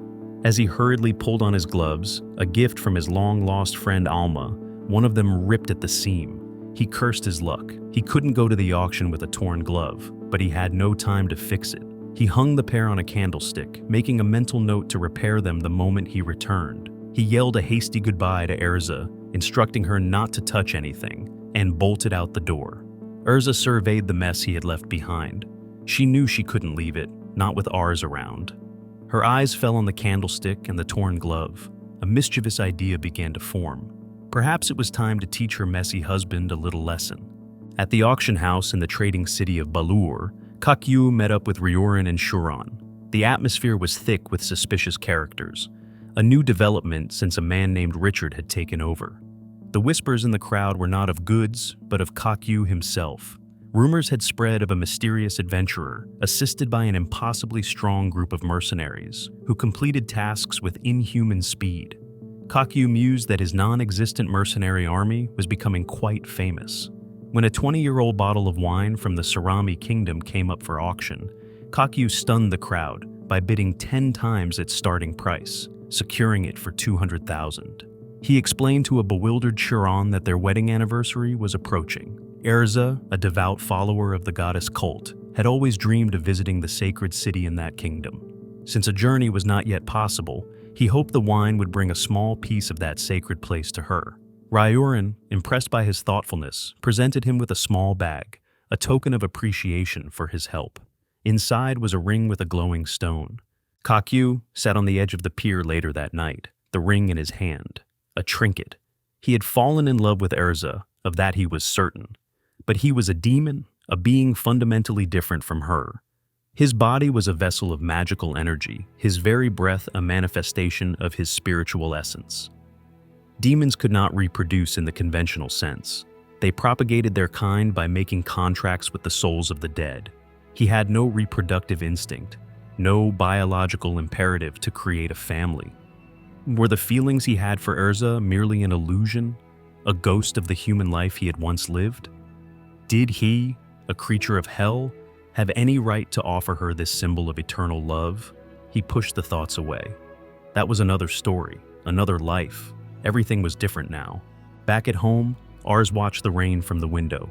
Erza reassured him that his father had teleportation magic, so the weather was no obstacle for him. When Kakyu finally arrived, his first question was about his suitcase and, more importantly, his gloves. Erza, feigning nonchalance, informed him that since the glove was torn, she had considered it trash and thrown it away. Inside, she was a nervous wreck. She had actually mended the glove and hidden it carefully, but she hoped this white lie would serve as a lesson. His reaction was far more explosive than she had anticipated. He grabbed her by the shoulders, his voice raw with anger and betrayal, screaming at her for discarding something she knew he valued so deeply. She tried to argue that if it were truly important, he wouldn't have left it lying around in a broken state. But he cut her off, accusing her of having some bizarre dark elf custom of sacrificing broken things. The accusation, so far from the truth, stung her, and without thinking, she slapped him across the face. The sound echoed in the sudden deafening silence. She turned and walked away, leaving him stunned. Ars, who had witnessed the entire exchange, came up to his father. Kakyu gently stroked his son's head, apologized, and said he needed to be alone. He spent hours searching in the rain, his initial anger slowly giving way to a dreadful certainty. Erza would never have thrown them away. He had been a fool. He hadn't even let her finish what she was trying to say. He returned to the house and drowned his sorrow in the expensive wine he had bought, his heart aching with the loss of Alma's last gift. A knock at the door startled him. It was Erza, her face etched with panic. She asked if he had seen Ars. The question sobered him instantly. They rushed out into the storm, following the faint traces of the boy's soul. As they ran, the apologies tumbled out. She was sorry for hitting him. He was sorry for insulting her homeland. Their search led them to a large hollow tree. Inside, they found Ars, curled up and fast asleep, wrapped in an embrace with the baby fire dragon he had befriended. The sight of them, so peaceful and innocent, melted their anger away. Erza, her voice soft, then handed him the mended gloves. He stared at them, then at her, and asked why she had lied. She confessed that she had just wanted him to worry a little, to show that he cared. She had been so accustomed to his calm, detached demeanor that his sudden, intense anger had shocked her. She admitted she had idealized him, admired him to the point of forgetting he was a person with his own weaknesses and history. He, in turn, realized he had been relying too heavily on his soul-reading abilities, taking their connection for granted. She knelt before him, overcome with remorse, but he stopped her, admitting his own part in the misunderstanding. Surrounded by the quiet of the forest and the sleeping forms of their children, that Kakyu knew what he had to do. He told her that he had once run away from the people who had made him human, and he had missed his chance. He wouldn't run away anymore. Even if his feelings were just an illusion, a memory of a life long past, he would not let this chance slip away. He got down on one knee, opened the small box from Ryurin, and took her hand. He asked her, not as part of a contract, but in the truest sense of the word, if she would marry him. With a radiant smile that outshone the storm, she agreed with pleasure. Later that night, after carefully bringing the sleeping Ars and the little dragon, whom Ars had named Bors, back to the warmth of the fireplace, they finally shared the truths they had been holding back. Kakyu confessed that Ars was not his biological son, but the child of his deceased best friend. He explained that after his friend's death, he had run away, driven by the guilt of being delayed in a fight with bandits. What he did not tell her, however, was the deeper truth. He was a demon from another world, and those bandits had in fact been holy knights. Erza, in turn, shared her own past, her time as a royal scout, her homeland, and the betrayal by the first prince that had led to her exile. There were no judgments, only a quiet understanding that deepened the bond between them. Nearly 2 years had passed since Ars had become a part of their lives. The boy was thriving, and his friendship with Bors, the fire dragon, had blossomed. He had also begun to display a remarkable talent for magic, including the rare and coveted gift of healing. Erza was immensely proud, declaring her son a true genius. It was during this time of peaceful growth that Kakyu announced their new family goal, to obtain a noble title. The path from commoner merchant to aristocrat was long and arduous, but he had 2 compelling reasons. First, their current social status was precarious, and their shadowed pasts made them vulnerable. A noble title would provide the security their son needed. Second, and more personally, he wanted the power to crush the man who had framed Erza. He believed it wasn't the first prince, but another member of the royal family who had orchestrated the betrayal to seize power for themselves. By seeking justice for the assassinated king, they would also be fulfilling the promise he had made to Erza to help her atone for her past. While they discussed their future, Ars was engrossed in a game of make-believe with Bors. Wielding a pair of sticks, he declared himself the greatest hero, Ars, ready to teach the evil demon a lesson. He charged forward, stick raised, and the dragon roared in playful response, easily batting him to the ground. Undeterred, Ars leaped up and charged again, only to be knocked down repeatedly in a cycle of energetic play. Elsa, who was hanging laundry nearby, called out to them, asking them to play in a way that wouldn't kick up dust until she finished her chore. Her husband agreed before mentioning that he would be away for some time due to business that required a great deal of work. She told him to take care of himself, and as he departed, he turned back with a raised hand, promising he would. Later, Ars brought a book to his mother and asked her to read it to him. They sat together as she recited the final lines. So the hero Ars, who saved the world, returned to his native village, married his bride, and lived happily ever after. Noticing the shared name, the boy curiously asked about it. Erza explained that the name Ars carried a long lineage. Cody and the commander conferred, which made her blush. Flustered, she quickly replied that only nobles held such ceremonies, and that everyone was always far too busy. Ars's eyes shifted to his dragon, a plan already brewing in his young mind as they left. Alone, Erza's thoughts lingered on that single word, wedding. Later, as she recalled her husband's talk of their long-term goal of achieving nobility, a path that would demand tireless work and keep him away from home for at least 5 years, she found herself unable to concentrate. Her mind kept drifting back to the thought of a wedding, bringing another blush to her cheeks. Sometime later, while sweeping the yard where Ars and Bors were playing, she briefly lost sight of her son. Stepping out of the house, she found him standing still, staring into the distance. As she called out to him, telling him it was getting dark, he turned to her with tears in his eyes. He pointed toward a clumsy arrangement of sticks, revealing that his friend Bors was sitting amidst the failed structure. The dragon let out a soft roar. Just then, the doorbell rang. Her husband had returned.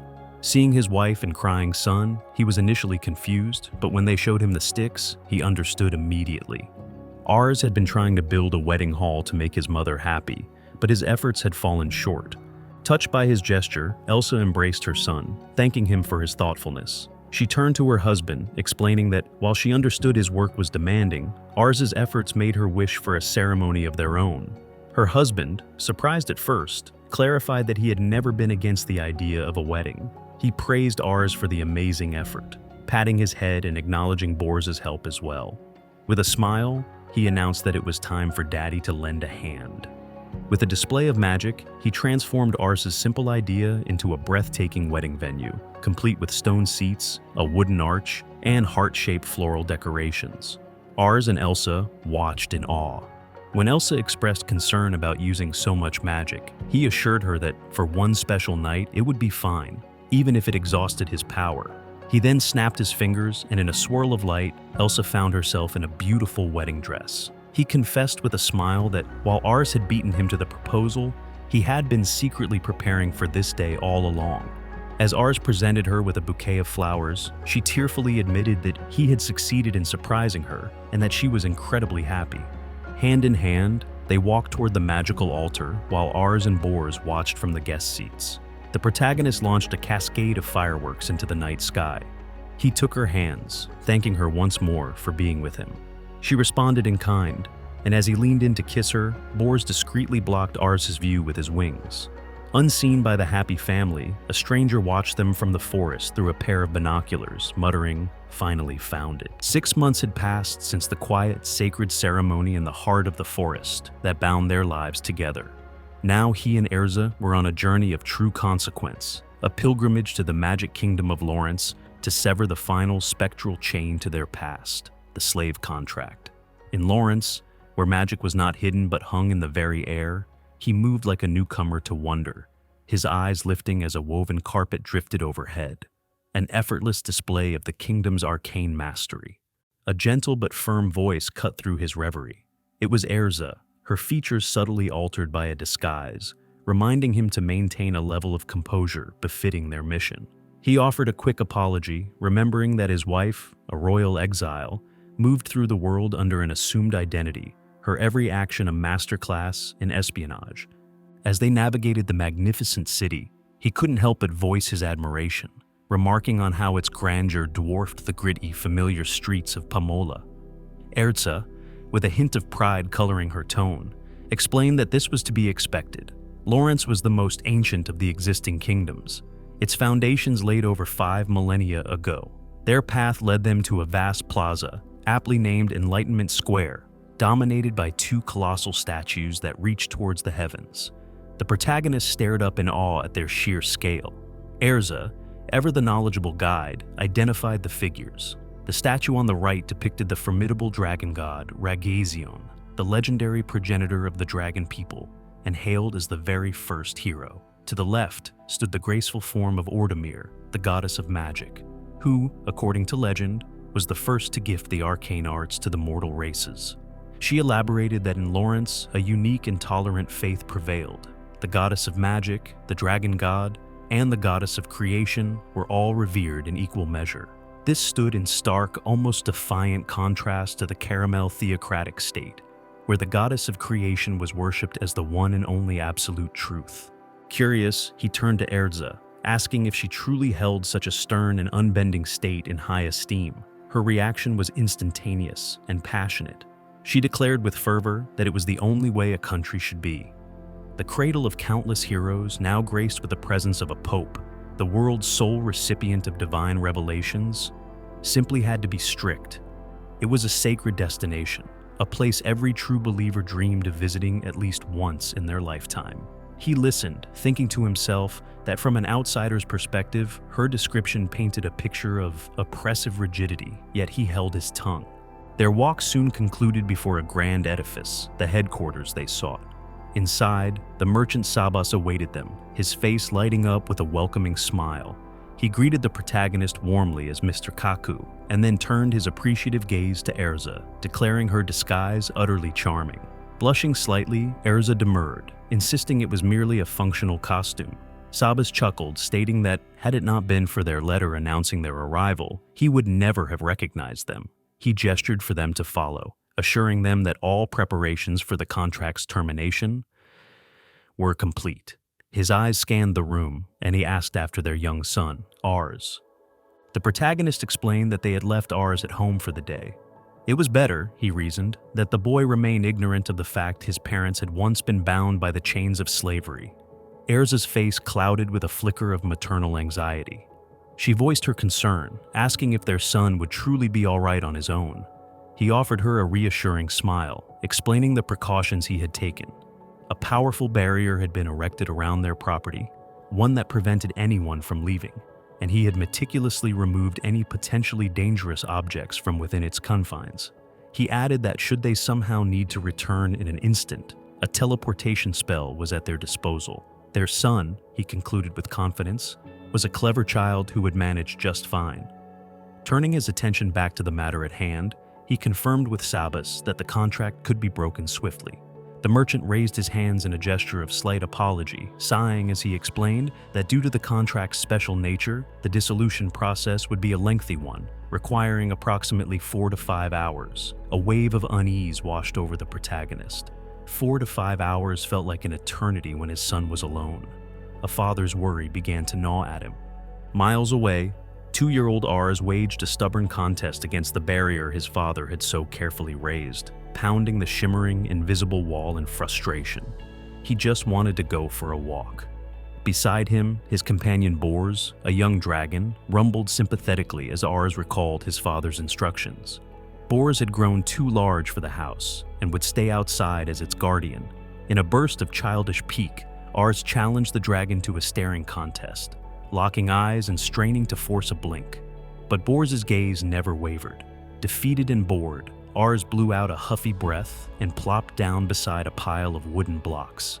Meanwhile, deep within the same forest, a group of men moved with purpose. Their leader pointed towards a distinctive gnarled tree. He explained to his companions that such trees only grew in the vicinity of powerful magical creatures, making them excellent landmarks. Another man grumbled with displeasure, complaining that Victor's insufferable wisdom quizzes had started again. A third gruffly told him to shut his mouth. As they drew closer, their target came into view. The leader looked upon the young dragon, Bors, remarking on how much it had grown in the years since he had last seen it. Ars, blissfully unaware and engrossed in his architectural endeavors, was startled by the sudden, violent sounds of a struggle. He spun around just in time to see a group of strangers wrestle Bors to the ground. Fear seized his small heart as he cried out his friend's name. Victor, the leader, his sword drawn. He sneered that while Bors was indeed a fire dragon, he was far too young to be a genuine threat. With a chant, he unleashed a torrent of mud magic, and the ground beneath Bors turned into a viscous quagmire, sucking the dragon down. He commanded his men to bind the creature's limbs. Bors, however, was not yet defeated. Twisting free, he unleashed a brilliant plume of flame from his maw. One of the men yelled in surprise, exclaiming that he hadn't been told the dragon could already breathe fire. The leader, unfazed, declared that he would handle it himself. He invoked a name, Vrymus, and in a flash of arcane light, a hulking magical monkey appeared. With a single crushing blow, the creature slammed the young dragon into submission. From behind the shimmering barrier, Ars watched the entire horrifying scene unfold. He was frozen in terror, his friend's name a desperate whisper on his lips. The soldiers worked quickly, tying the subdued dragon. As they did, their eyes fell upon the small figure watching them. A child? The magical monkey was then brought to the barrier. It slammed its massive fists against the invisible wall, but the enchantment held firm, repelling the brute force with ease. Victor approached the shimmering wall, touching it gingerly. He remarked on the spell's incredible strength, noting that it seemed impossible to breach. He muttered that this situation was becoming far too complicated. A soldier reported that they were finished securing the dragon. Victor surveyed the scene, his mind racing. He mused aloud that whoever owned this villa, some wealthy noble or merchant, was clearly eccentric. To build a retreat deep in a forest teeming with magical beasts, to leave it unattended but protected by a constantly maintained, high-level barrier, and to keep a fire dragon as a pet. It was a hobby bordering on madness. The owner must have a formidable magician in their employ. He had been prepared to deal with the dragon, but the presence of the child changed everything. Shaking his head, he ordered his men not to be distracted from their primary objective. With a final command, they began to move out, the captured Bors in tow. Ars watched them leave, a wave of panic and fury washing over him. He screamed for them to stop, calling his dragon's name again and again, his small fists hammered against the barrier, a desperate, rhythmic beat of despair. Bors is disappearing, he thought. They're taking Bors away. And then, something inside him snapped. His eyes, once filled with innocent tears, now blazed with an otherworldly fire. A primal scream tore from his throat, a single word of defiance. No! The sound was accompanied by a deafening crack that echoed through the forest. The kidnappers froze in their tracks. One of them nervously asked if the others had heard the sound. A soldier turned, listening intently, but heard nothing more, dismissing it as his imagination. But it was not his imagination. Ars, fueled by a surge of raw, untamed magic, had shattered his father's unbreakable barrier.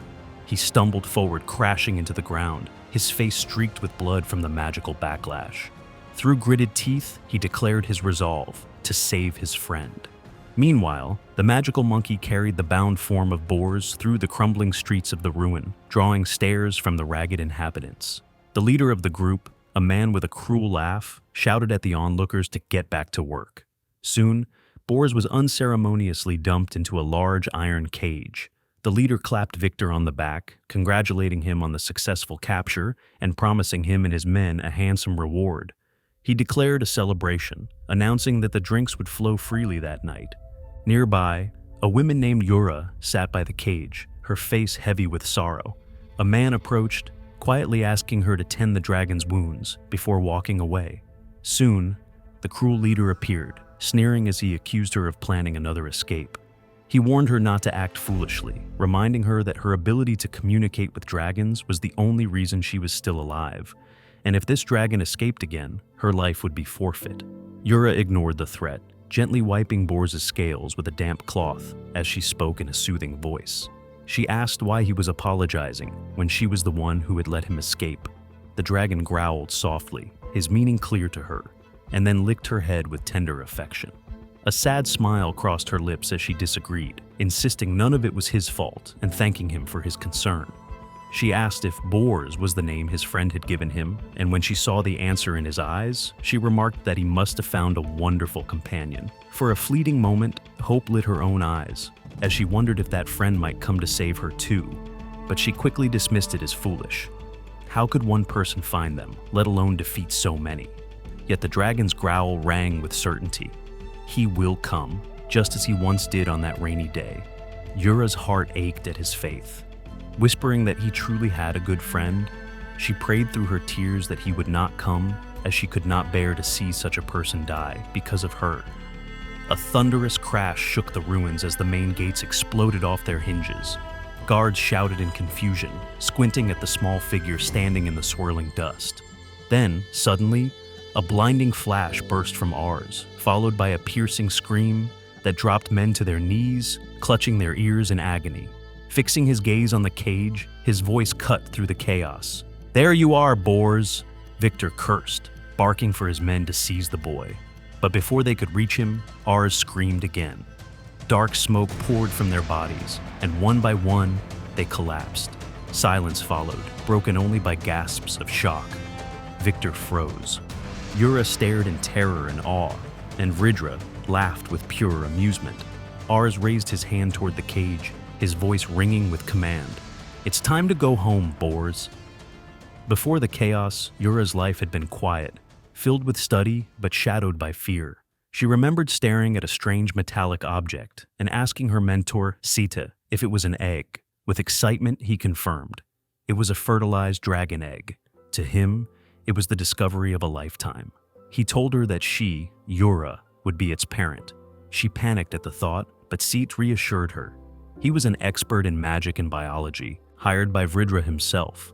Soon after, she watched in awe as the egg cracked and a tiny dragon was born. But her awe soon turned to dread. Sete revealed the truth. Vridra's guild wasn't a refuge. It was a band of ruthless bandits. They kidnapped, enslaved, and amassed power, all while plotting to forge a pact with a fire dragon to conquer the nation. Worse, Yura's mother was among their captives. When she begged to free the hatchling, Seti promised he would try, with the help of Vridra's younger brother. But the next time she saw her mentor, his body hung crucified as a warning, sneering as he threatened Yura, serve him or her mother would die. With a nail dragged across her cheek, she realized she had no choice. Her dreams and freedom shattered in that moment. Yura's memory snapped back as Bors let out a thunderous roar from within his cage. The dragon still believed, and Ars had come. Small in stature, yet carrying the weight of a hero.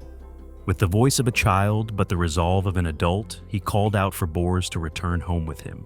Fridra's eyes gleamed with greed. To him, the boy was a treasure rarer than the dragon itself. He barked the order to capture Ars alive, and his men surged forward. But the child was already moving, his body like a wild beast set free. Lightning cracked and fire exploded in dazzling bursts, weaving together in strange, impossible combinations as he tore through the enemy ranks.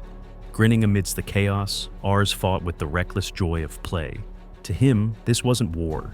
It was the same game of heroes he shared with Bors every day.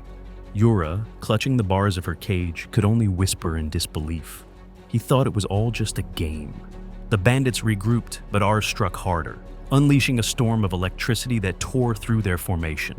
Brute force alone would not be enough, and Vridra knew it. With a sneer, he summoned Victor as he stepped forward, pale, hesitant, yet composed. Once a night mage of Lawrence, he spoke with cold courtesy, asking Ars to surrender peacefully. The boy's refusal wiped away his smile, and in an instant, Ars was bound by thick, invisible mud, and Victor watched with calm certainty, convinced the fight was already his. But Ars wasn't finished. Summoning his power, he called upon his zap ability. However, Victor was ready. With practiced precision, he blocked the attack and pressed forward, driving Ars back as the boy's strength began to waver. From her cage, Yura's heart pounded. Siti's final words echoed in her mind. "Do not forget." Realization struck, and with desperate urgency, she cried out for Ars to use water. At once, a torrent burst forth, washing away the mud that bound him. Freed, Ars shouted his thanks and leapt back into battle. He twisted aside, narrowly dodging Victor's blade, and struck back. But his blow missed its mark. Victor retaliated with earth magic, the ground erupting beneath Ars's feet. Shards of rock slammed into him, hurling his body into the air. But even that wasn't enough to stop him. Gathering his magic, Ars became a living rocket, propelling himself forward with wind. The strike landed squarely against Victor's head. The impact blasted him backward, slamming him to the ground and knocking him unconscious. The guild members could only stare, whispering in disbelief. Was this child even human? But their awe ended as the devil monkey struck Ars from behind and sent him crashing to the ground. Motionless, he lay still until Vridra approached with mocking laughter. Bored of the spectacle, he ordered the devil monkey to finish it. Yura's fragile hope crumbled, and tears streamed down her face. Yet another of Sete's lessons rose in her memory. Dreams and hope gave birth to Yura, even in the darkest moment. For the first time, she understood. She could no longer rely on others alone. She had to fight. She had to believe. With all her heart, she prayed to every god she knew, begging them to save the boy. As she cried out his name, her voice pierced through Ars's unconscious haze, igniting a spark deep within him. His eyes snapped open. The devil monkey raised its arm to crush him, but Ars struck first, shattering one of its fangs in an explosive burst of strength. Gasps erupted all around. Even Yura's despair turned to joy as she cried his name. Ars stood tall, power radiating from him like a hero out of the storybooks. He would not give up. Just as the devil monkey lunged, the wall exploded inward. His parents had arrived. In a blur of strength and fury, they struck the beast down, overwhelming it with ease. Kaku placed a proud hand on his son's head, his voice steady with both warmth and pride. The burden of battle was no longer Ars's to carry. He had done more than enough, and praised him for his courage. Hours earlier, the two had returned home to find the barrier destroyed, and traces of battle scattered across the land. The evidence led them straight here. Their son had gone after the kidnappers. Vridra erupted into a furious tirade, swearing vengeance against the elves, proclaiming himself heir to the Lion King, and declaring that the dragon's essence would forge a new era. But his speech was cut short by Erza and Kaku as they silenced him with a single word. Erza stepped forward, her gaze locked on the beastman. She declared that she would face the leader herself. Kaku warned her of his strength, but anger burned in her eyes, and she refused to back down. As the enemy forces closed in, Erza became a blur of motion, dashing through them with blinding speed. Her clash with Vridra erupted in a storm of claw and steel, of light and fury. The beastman invoked the fang of the Lion King, his power roaring to life. but Erza's blades and magic carved through his arrogance. Their battle shook the very earth. A wide swing like that was a weakness, but her own attacks lacked the force to break through his brute strength. She needed another strategy. First, I will deprive him of his vision, she decided. Dusk, she incanted, and the battlefield was swallowed in magical darkness. Refaya! He roared in response. His counterspell shattered the gloom, the blast striking Erza and reversing her magic back onto her. She staggered, then quickly regained her stance, even managing to complement his intelligence. Elsewhere, the other members despaired, muttering that Kaku was far too powerful, impossible to defeat. Tamer, one of their members, opened a portal that unleashed a horde of monsters and demon beasts. But before they could even advance, Kaku obliterated them all in a single devastating strike. The sight made the rest of the enemy panic, smirking nervously one moment, then fleeing in terror the next. Kaku rounded them up with ease, tying them together like prey. Ars, his son, praised him joyfully. Kaku's heart swelled at his child's approval, but in his happiness he overlooked one mistake. The masked man managed to slip away. From outside came the muffled noise of a crowd. Kaku approached the cages holding captives and ordered one opened, promising not to harm anyone. Among them was Bors, who was released. Kaku commanded him to rampage, but Yura intervened. Kaku knelt before her, asking her name. She introduced herself and explained her ability. Ars added how much she had helped him, and Kaku, delighted, shook her hand vigorously. Yura then explained why unleashing the dragon was reckless. Innocent slaves and craftsmen could be killed. Kaku listened carefully, patted her head, and entrusted her with command of Bors instead. Her fiery spirit ignited at his trust. The scene shifted back to Erza. Her duel with Vidra raged with such violence that the surrounding buildings crumbled. She landed on a rooftop, only for Vidra, furious, to smash his fist down and shatter the stone beneath her. She leaped away just as the roof collapsed into the abyss. He hurled chunks of debris at her, forcing her to block with her body. Standing atop the rubble, he searched the shadows. "Have I finished you off?" he muttered. From behind a pillar, Erza listened in silence. He admitted she was still alive, but hidden well, impossible to target. With a sneer, he declared, "Then I'll blow everything away." "Tyrant Hurricane!" he bellowed. A massive tornado of magical energy erupted, tearing through the ruins. People on the streets below screamed in terror. Vidra laughed, triumphant, reveling in destruction. Scratching his head, he mused that it was a pity the area had been reduced to rubble, but he was certain she had been obliterated. At that exact moment, he felt a sharp sting in his neck. Stunned, he turned to see a poisoned needle. Erza now stood before him, having struck unseen. He realized in horror, invisibility. No spell, no incantation, just perfect stealth. She had outmaneuvered him completely. Her weak spells, her false anger in the dark, all of it had been a ploy to lull him into overconfidence, to bait him into his wide-range attack. And in that instant of arrogance, she had struck. Calmly, she explained the poison would not kill him. Her husband despised needless death. Instead, it would destroy his sense of balance while sharpening his 5 senses to unbearable extremes. Every sound, every flicker of light, every faint smell would torment him. The border between dream and reality would vanish, trapping him in a waking nightmare. She remembered Sabas's words not long ago. He had spoken of children they had sheltered in Pomola 2 years prior.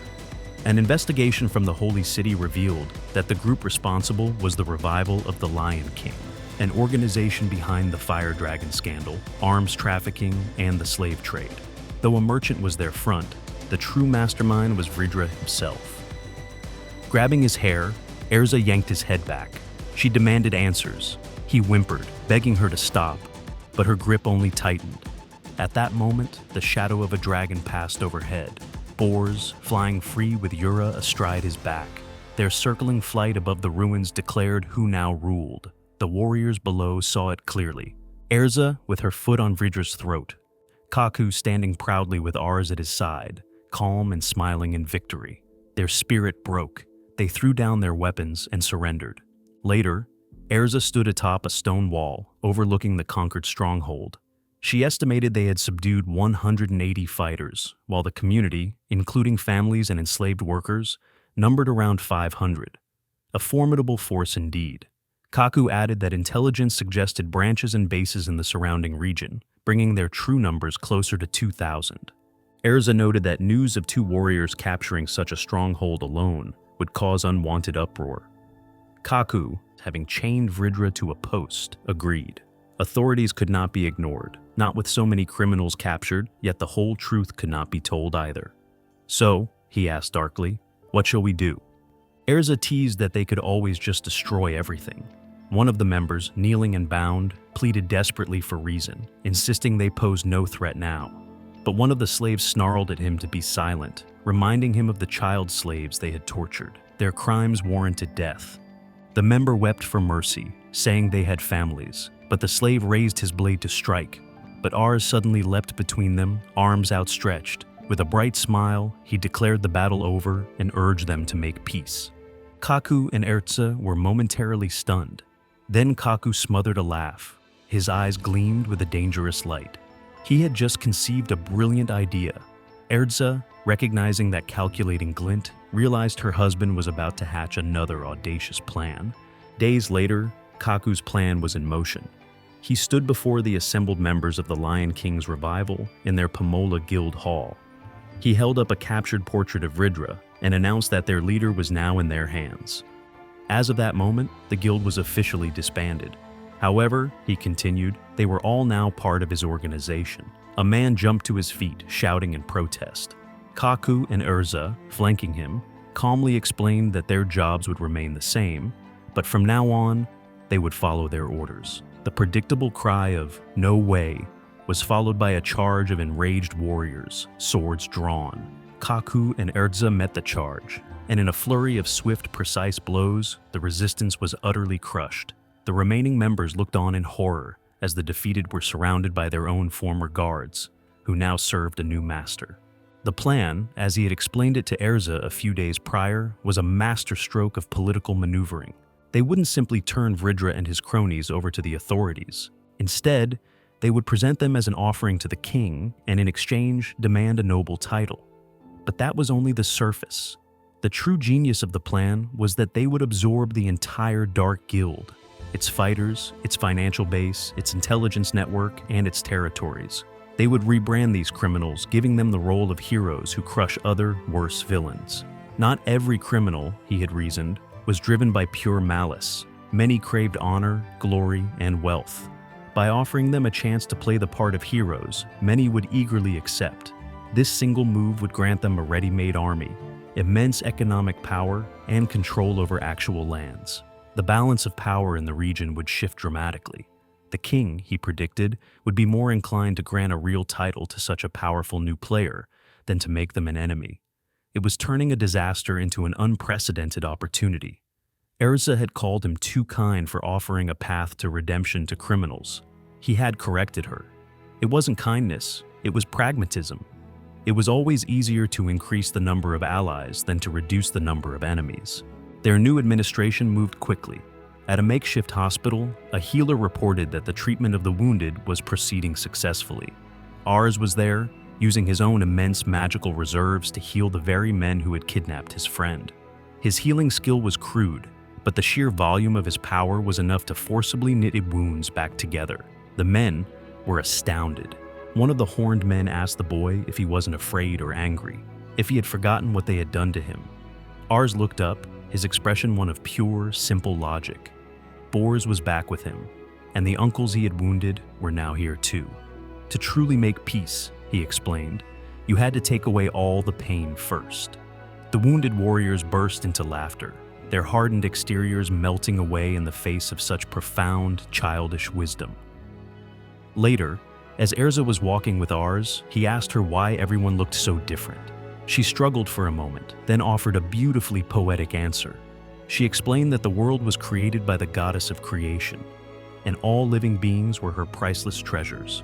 Treasures, she said, came in all sorts of wonderful colors and shapes, and the more variety there was, the more beautiful the collection. He seemed to accept this and ran off to play with the other children in their new community, an orphanage established for the many displaced youths, but he was met with suspicion and fear. The other children, knowing he was the son of the new Lord Kaku, kept their distance. His attention was then drawn to a commotion. He saw a group of boys bullying Yura, who was protectively shielding a few smaller children behind her. The boys were shouting at her, calling her a traitor for protecting Vrymus's children. They called her a half-breed, a monster. Before she could respond, one of the boys hurled a stone, but it never reached her. Ars had moved in a flash, placing himself in the path of the projectile. It struck him hard on the head. He looked at the boys, his eyes crackling with lightning, and declared that he would not forgive anyone who hurt his friends. He was about to unleash his magic when Yura grabbed him, screaming for him to stop.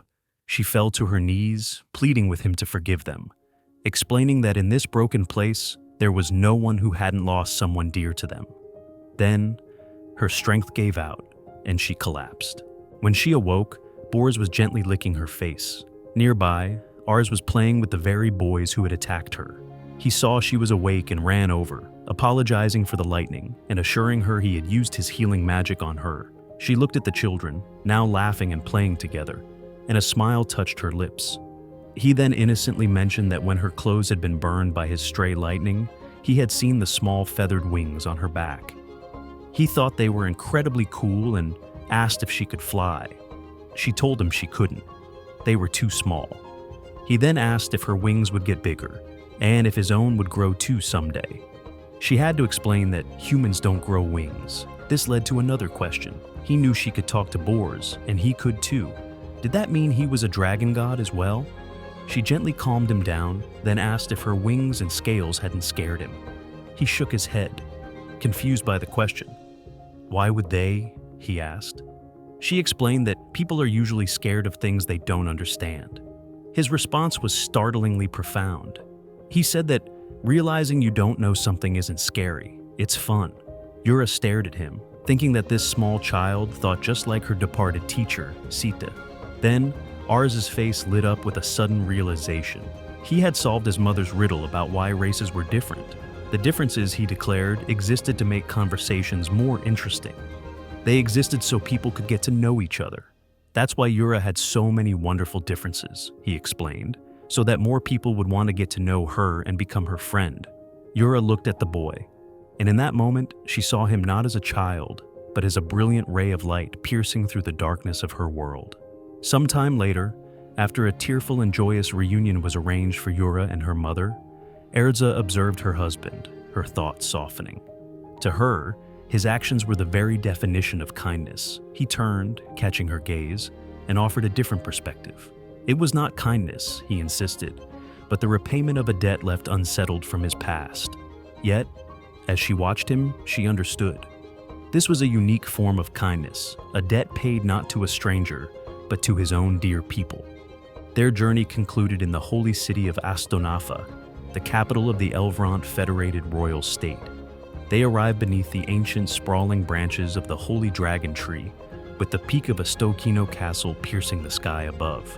Within the castle's walls, the attendant Marisa entered the royal office with a report for her queen. A man identifying himself as the merchant Kaku had appeared at the barracks of the Knights of the Magic Order, and he was requesting an audience with Her Majesty. This was the same person from the letter, the one whose claims had seemed so outlandish. Marisa, however, confirmed that the unbelievable report appeared to be true. At the grand entrance, the protagonist, Kaku, presented his case. He had successfully captured the S-rank criminal, Vridra, along with 12 other wanted fugitives and 35 executives from the Dark Guild, Lion King's Radiance. In recognition of this feat, he formally requested the title of an aristocrat and a domain to call his own. The queen raised a delicate hand, a flicker of amusement in her eyes. The notion of a mere merchant handling an S-rank organization and then possessing the audacity to demand a noble title was, she found, quite funny. She ordered him to be brought in. As the massive gates swung open, the guards let out a sharp command, instructing to stay vigilant, to employ magic shackles, and to proceed with the utmost caution. An official worker hurried towards him, confirming that Her Majesty had deigned to receive him. Inside the royal office, the queen introduced herself as Yaruga, second queen of the Federated Kingdom of Elvrant, and acknowledged his honorable actions. Kaku knelt, offering a performance of profound humility, claiming her words were far too flattering. The queen giggled, waving off his formalities. She explained that she was merely a symbol meant to unite the Federation, a queen for show, while the real power lay with the local aristocracy, a fact she assumed he already knew. Kaku feigned confusion. He had sought a formal state audience, not a personal meeting with a figurehead. Matters of this gravity were typically routed through generals or ministers. Sensing an opportunity to bypass the usual bureaucracy, Kaku expressed his gratitude. He had already studied the region's laws and the history of its land ownership, preparing for this very moment. The queen acknowledged his request and, to his astonishment, agreed to it.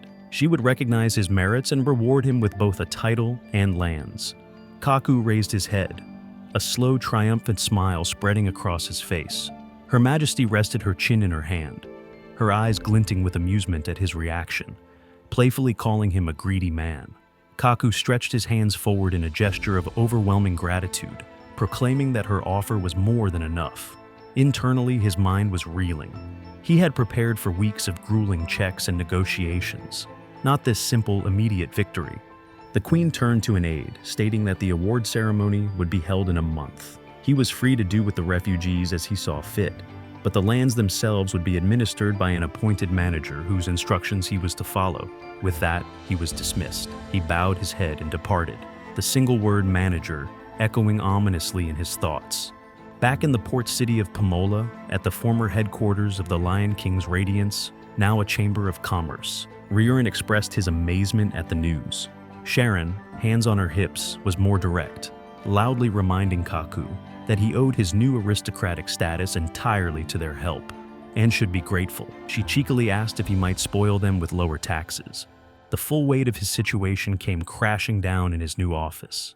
The appointed manager, Marisa Balsifar, coolly informed Lord Kaku that he possessed no judicial authority and was to address her as the executive viceroy of the vast territory of Volki.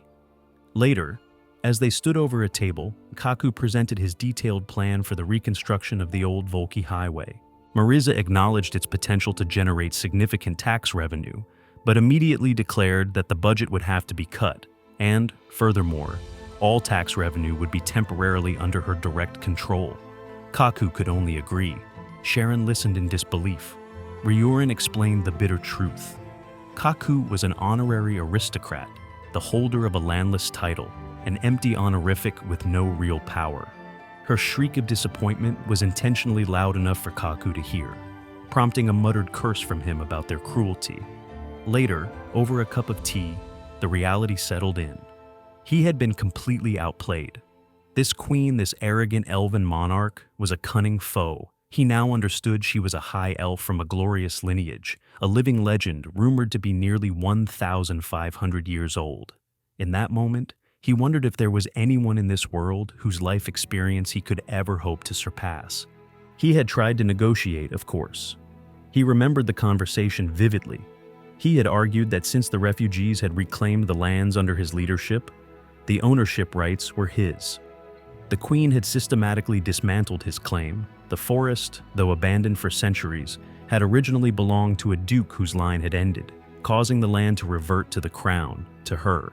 His point about the lack of management for over a century was dismissed as an insignificant passage of time. Then came her final, smirking challenge.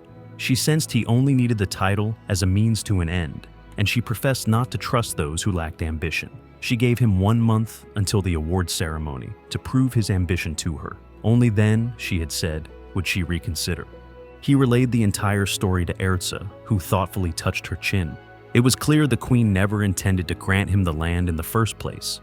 But as Erza looked at him, she saw something more. When he had been giving orders to the refugees and mercenaries, he had seemed truly alive, as if he had returned to his native land after a long separation. Now, he seemed lonely once more. It seemed to her that he longed for the land on a level he himself didn't yet understand. Kaku stared at his reflection in his mug, the question hanging in the air. The front door burst open, and the boisterous elven sea merchant, Sebas, strode in with his wife, Liana, to offer congratulations and announce the opening of a new trading branch in Pomola. Later, on the balcony overlooking the sea, Sebas cut to the heart of Kaku's problem. The queen's offer was an interesting one. He asked Kaku if his goal truly required being a landed nobleman. It was the shortest path, perhaps, but not the only one. The issue, Seba suggested, was not a lack of ambition, but that Kaku desired the territory for a reason he couldn't yet articulate, a fact the queen had surely seen. When Kaku asked where ambition comes from, the kind one can sacrifice principles for, Sebasa's answer was simple. With a smirk, he mentioned his 29th child and gave a one-word answer: family. Now that he understood that, Sebas added as he departed, the rest was a small matter. Kaku stood alone, tasked with a month of introspection. Why did he want this land so badly? 3 weeks passed quickly. In the ancient city of Ifor, Kaku watched children race through sunlit streets, with ours among them, while a firm deadline drew near. The solution felt close, but still needed one final spark. Ours ran over with a small piece of food, and when Kaku tasted it, a powerful sense of recognition rose within him. It tasted like home. Shouts from the mercenary training grounds cut the moment short. Vrimis, the younger brother, were locked in a dispute with another fighter, who refused to accept the established chain of command and invoked the trial of the Fang to challenge Vrimis for leadership. The scene shifted to a memory of Kaku and Arno digging snow. Arno had commented on Kaku's natural mastery with a shovel, a skill Kaku attributed to an instinctual connection to the eternal snows of his forgotten birthplace. His memory, he admitted sadly, was only returning in fragments. Kaku then voiced a deeper vulnerability, questioning Arno's unwavering trust. He wondered aloud what Arno would do if he were to discover that Kaku's past was that of a murderer or a complete villain. Arno stopped his work, planting his shovel firmly in the snow. His loyalty was absolute. If Kaku were a criminal, then he would become one too. He explained his own history as a professional soldier, a life stained by the necessities of war, taking lives, stealing from fields to survive, and eliminating deserters from his unit. The victors, hailed as heroes, were in truth no different from murderers. This remote settlement, he explained, was a refuge for people like them, all running from the shadows of their pasts, yet all striving to live with dignity. He posed the question directly to Kaku, affirming that he too was one of them, welcomed by a village that accepted everyone and had unanimously chosen this place as their new home. The memory faded, and the present found Vrimis sitting thoughtfully on the roots of a large tree, pondering why he had been chosen as the commander of the mercenaries while Kaku fished nearby. Kaku recalled the reason for Vrimis's command. It was disarmingly simple. When a punishment exchange had been proposed as an alternative to servitude, everyone had hesitated, their eyes on Vrimis and the guild's former leadership. Only Vrimis had raised his hand without a moment's hesitation, willingly taking on a burden that would surely make him enemies. Prompted by Kaku, Vrimis unburdened himself, revealing a lifelong fear of his older brother, Vridra. He recounted a tragedy from their youth when his brother had cruelly dealt with elven wanderers for no other reason than that they were nearby. Their father, fearing a diplomatic incident, had imprisoned Vridra, but he had escaped, murdering their entire family to seize control of the clan. Vrimis acknowledged that Vridra possessed a twisted sort of ambition, a desire to build a nation free from discrimination, but his methods were soaked in blood. When Vrimis had a child of his own, he began to share those ideals, but was terrified that the next generation would be forced down the same violent path. Paralyzed by fear, he had continued to play the part of a despicable subordinate, obeying his brother's orders. His confession then shifted to the story of Sete, who had been faced with a terrible choice. The doctor, whose own homeland and family had been devastated by a tragedy born of ignorance, a monster hunt gone wrong, had dedicated his life to a naive dream of a world without war.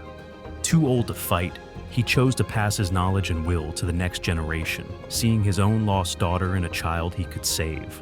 He believed his sacrifice would be worthwhile if it secured that child's future. He had asked Vrimis if he, as a parent, could understand such a choice. Vrimis admitted that he now understood. He too had been entrusted with something so important that it was worth risking his life for.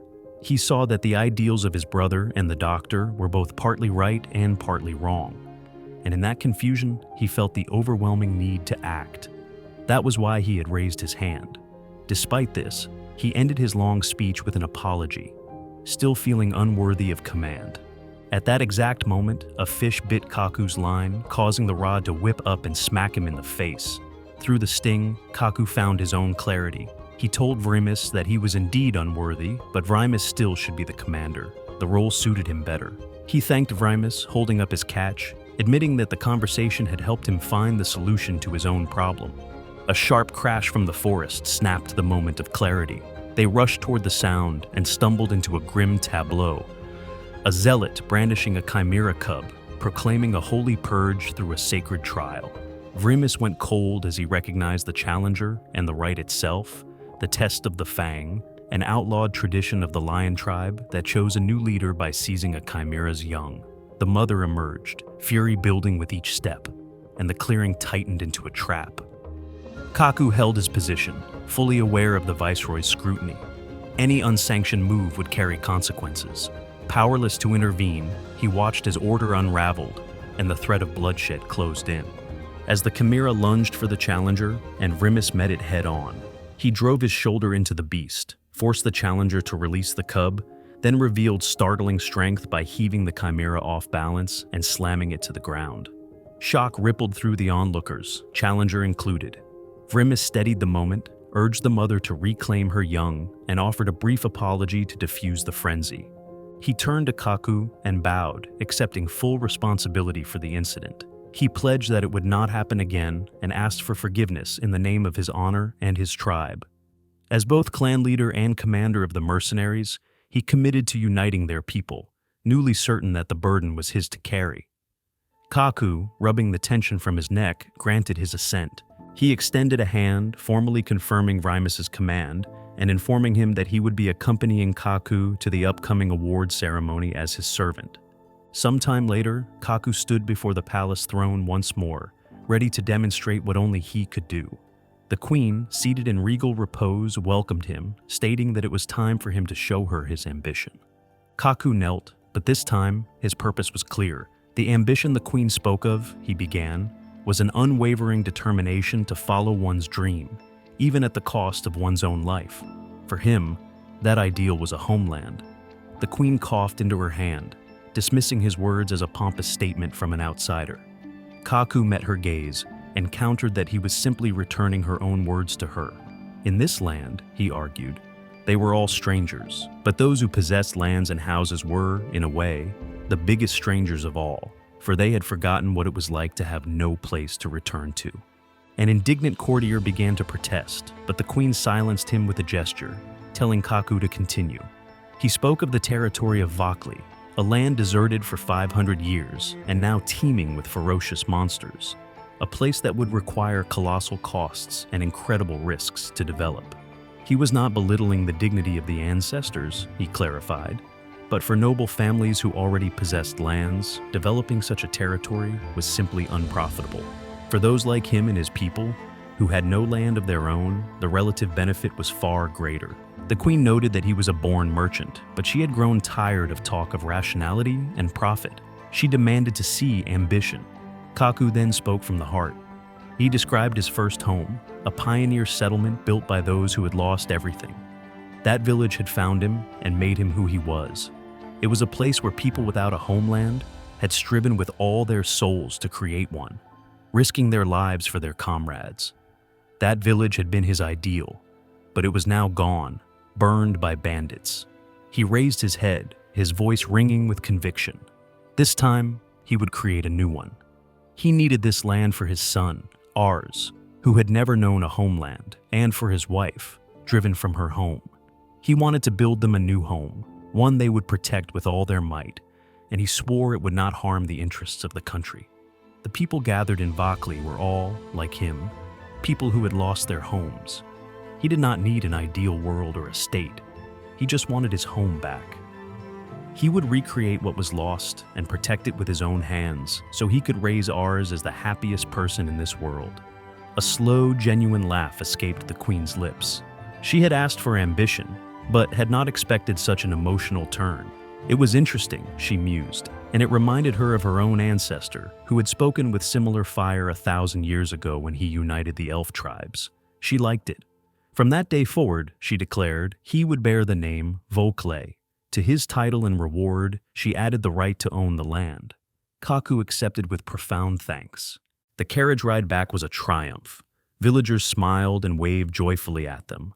Ars, his small fists clenched, was filled with wonder at the happiness around them, vowing to one day be useful to his father. As another ship sailed toward the coast, a man smelled the wind of change, eager to see this man, Kakyu, with his own eyes. A few days later, life in the Vakli estate had already transformed. Yura, one of the dragonkin Kaku had saved, marveled at their change in fortune as she cleaned near the dragon's cage. Only a year ago, they had been treated as dangerous weapons. Now, they were maids in the estate of a viscount. Lord Kaku had not only saved them, but had given them and their mother jobs. Lady Erza had even been delighted by her desire to become a scholar, and was now teaching her personally. Her thoughts were interrupted by Ars, who ran up offering to help. Disappointed to hear that the chores were already finished, he insisted he wanted to be useful. He confessed that his father's work was too complicated for him to understand. Yura, realizing they needed a task a child could handle, had an idea. If he could see his father's work up close, maybe he would understand. She suggested they go take a secret look. Ars was surprised and thrilled by the clandestine nature of the idea. Yura explained that while Lord Kaku and his wife spent their days in Ifur, the ruler's city many hours away on foot, they possessed a unique shortcut. She produced a special key, one entrusted only to the servants. One turn in the lock of their mansion door did not open to a familiar hall, but to a shimmering portal. They stepped through, arriving instantly in the ancient city of Ifur, the heart of Vakli's domain.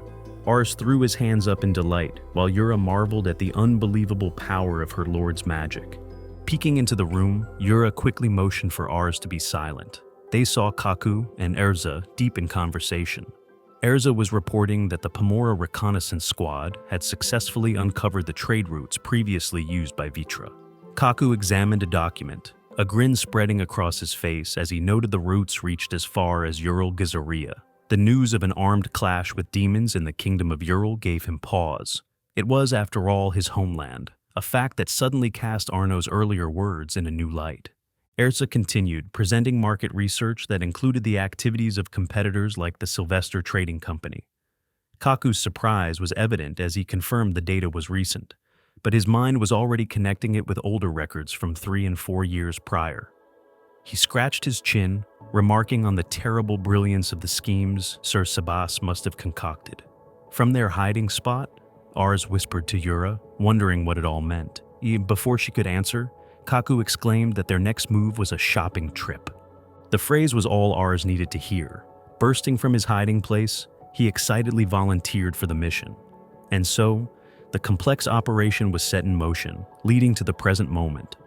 Ars, perched atop the dragon boars, soared high above the trees before signaling his descent. He leaped from the dragon's back, deftly using tree branches to navigate his way into the city below. A short time earlier, Yura had made a call on the mini Kaku, informing Kaku that his son was on his way. In response, Kaku had initiated his own plan, a secret surveillance operation. He dramatically declared the Ars Defense Squad was moving out, a performance that earned a long-suffering sigh from Erza, who wished he would stop the stupid show. The first mission, entering the port city of Pamola, went smoothly. Ars confidently told the gate guard he was on an errand for Viscount Vokli and was waved through with a smile. Later, Kaku, in a clumsy disguise, approached the same guard to offer thanks and a few coins, prompting a companion to note he needed to act more confident to avoid looking suspicious. The second mission, shopping at the market, proved more complex. Ars was a surprisingly shrewd negotiator, pointing out spoiled produce to get a lower price. However, his natural charm was a double-edged sword. The smitten saleswoman showered him with free gifts, while also charging him triple the price for his actual purchases. Watching from a distance, Kaku grumbled at the blatant overcharging, but Erza was beaming with parental pride. She attributed her son's success to her elite education and the simple fact that he was the cutest child in the world. The real challenge, however, was the next phase, Mission 03, a purchase from the Sebasta Trading Company. This was the bigger purchase Kaku had alluded to. He explained his complex calculus by cross-referencing information about the Demon War in Geralt, the Sylvester Company's recent activities, and a single, persistent rumor. A distinct possibility had emerged. A certain big shot who met their requirements was likely in Pamela, being sold as a slave. Erza clarified the objective for Yura. Ars's job was to confirm the man's existence and, if possible, secure him as an ally. The difficulty of such a task for a child was not lost on Yura, and Kaku admitted with a sigh that this part of the plan had originally been a job for adults. Erza, however, was resolute, reminding him that she would not have him spoil Ars. They had already argued this point, and she remained firm in her belief that their son was ready for the responsibility. The memory of their argument a few days prior was still fresh. Erza had insisted that Ars could handle the mission, while Kaku had argued vehemently that it was too early.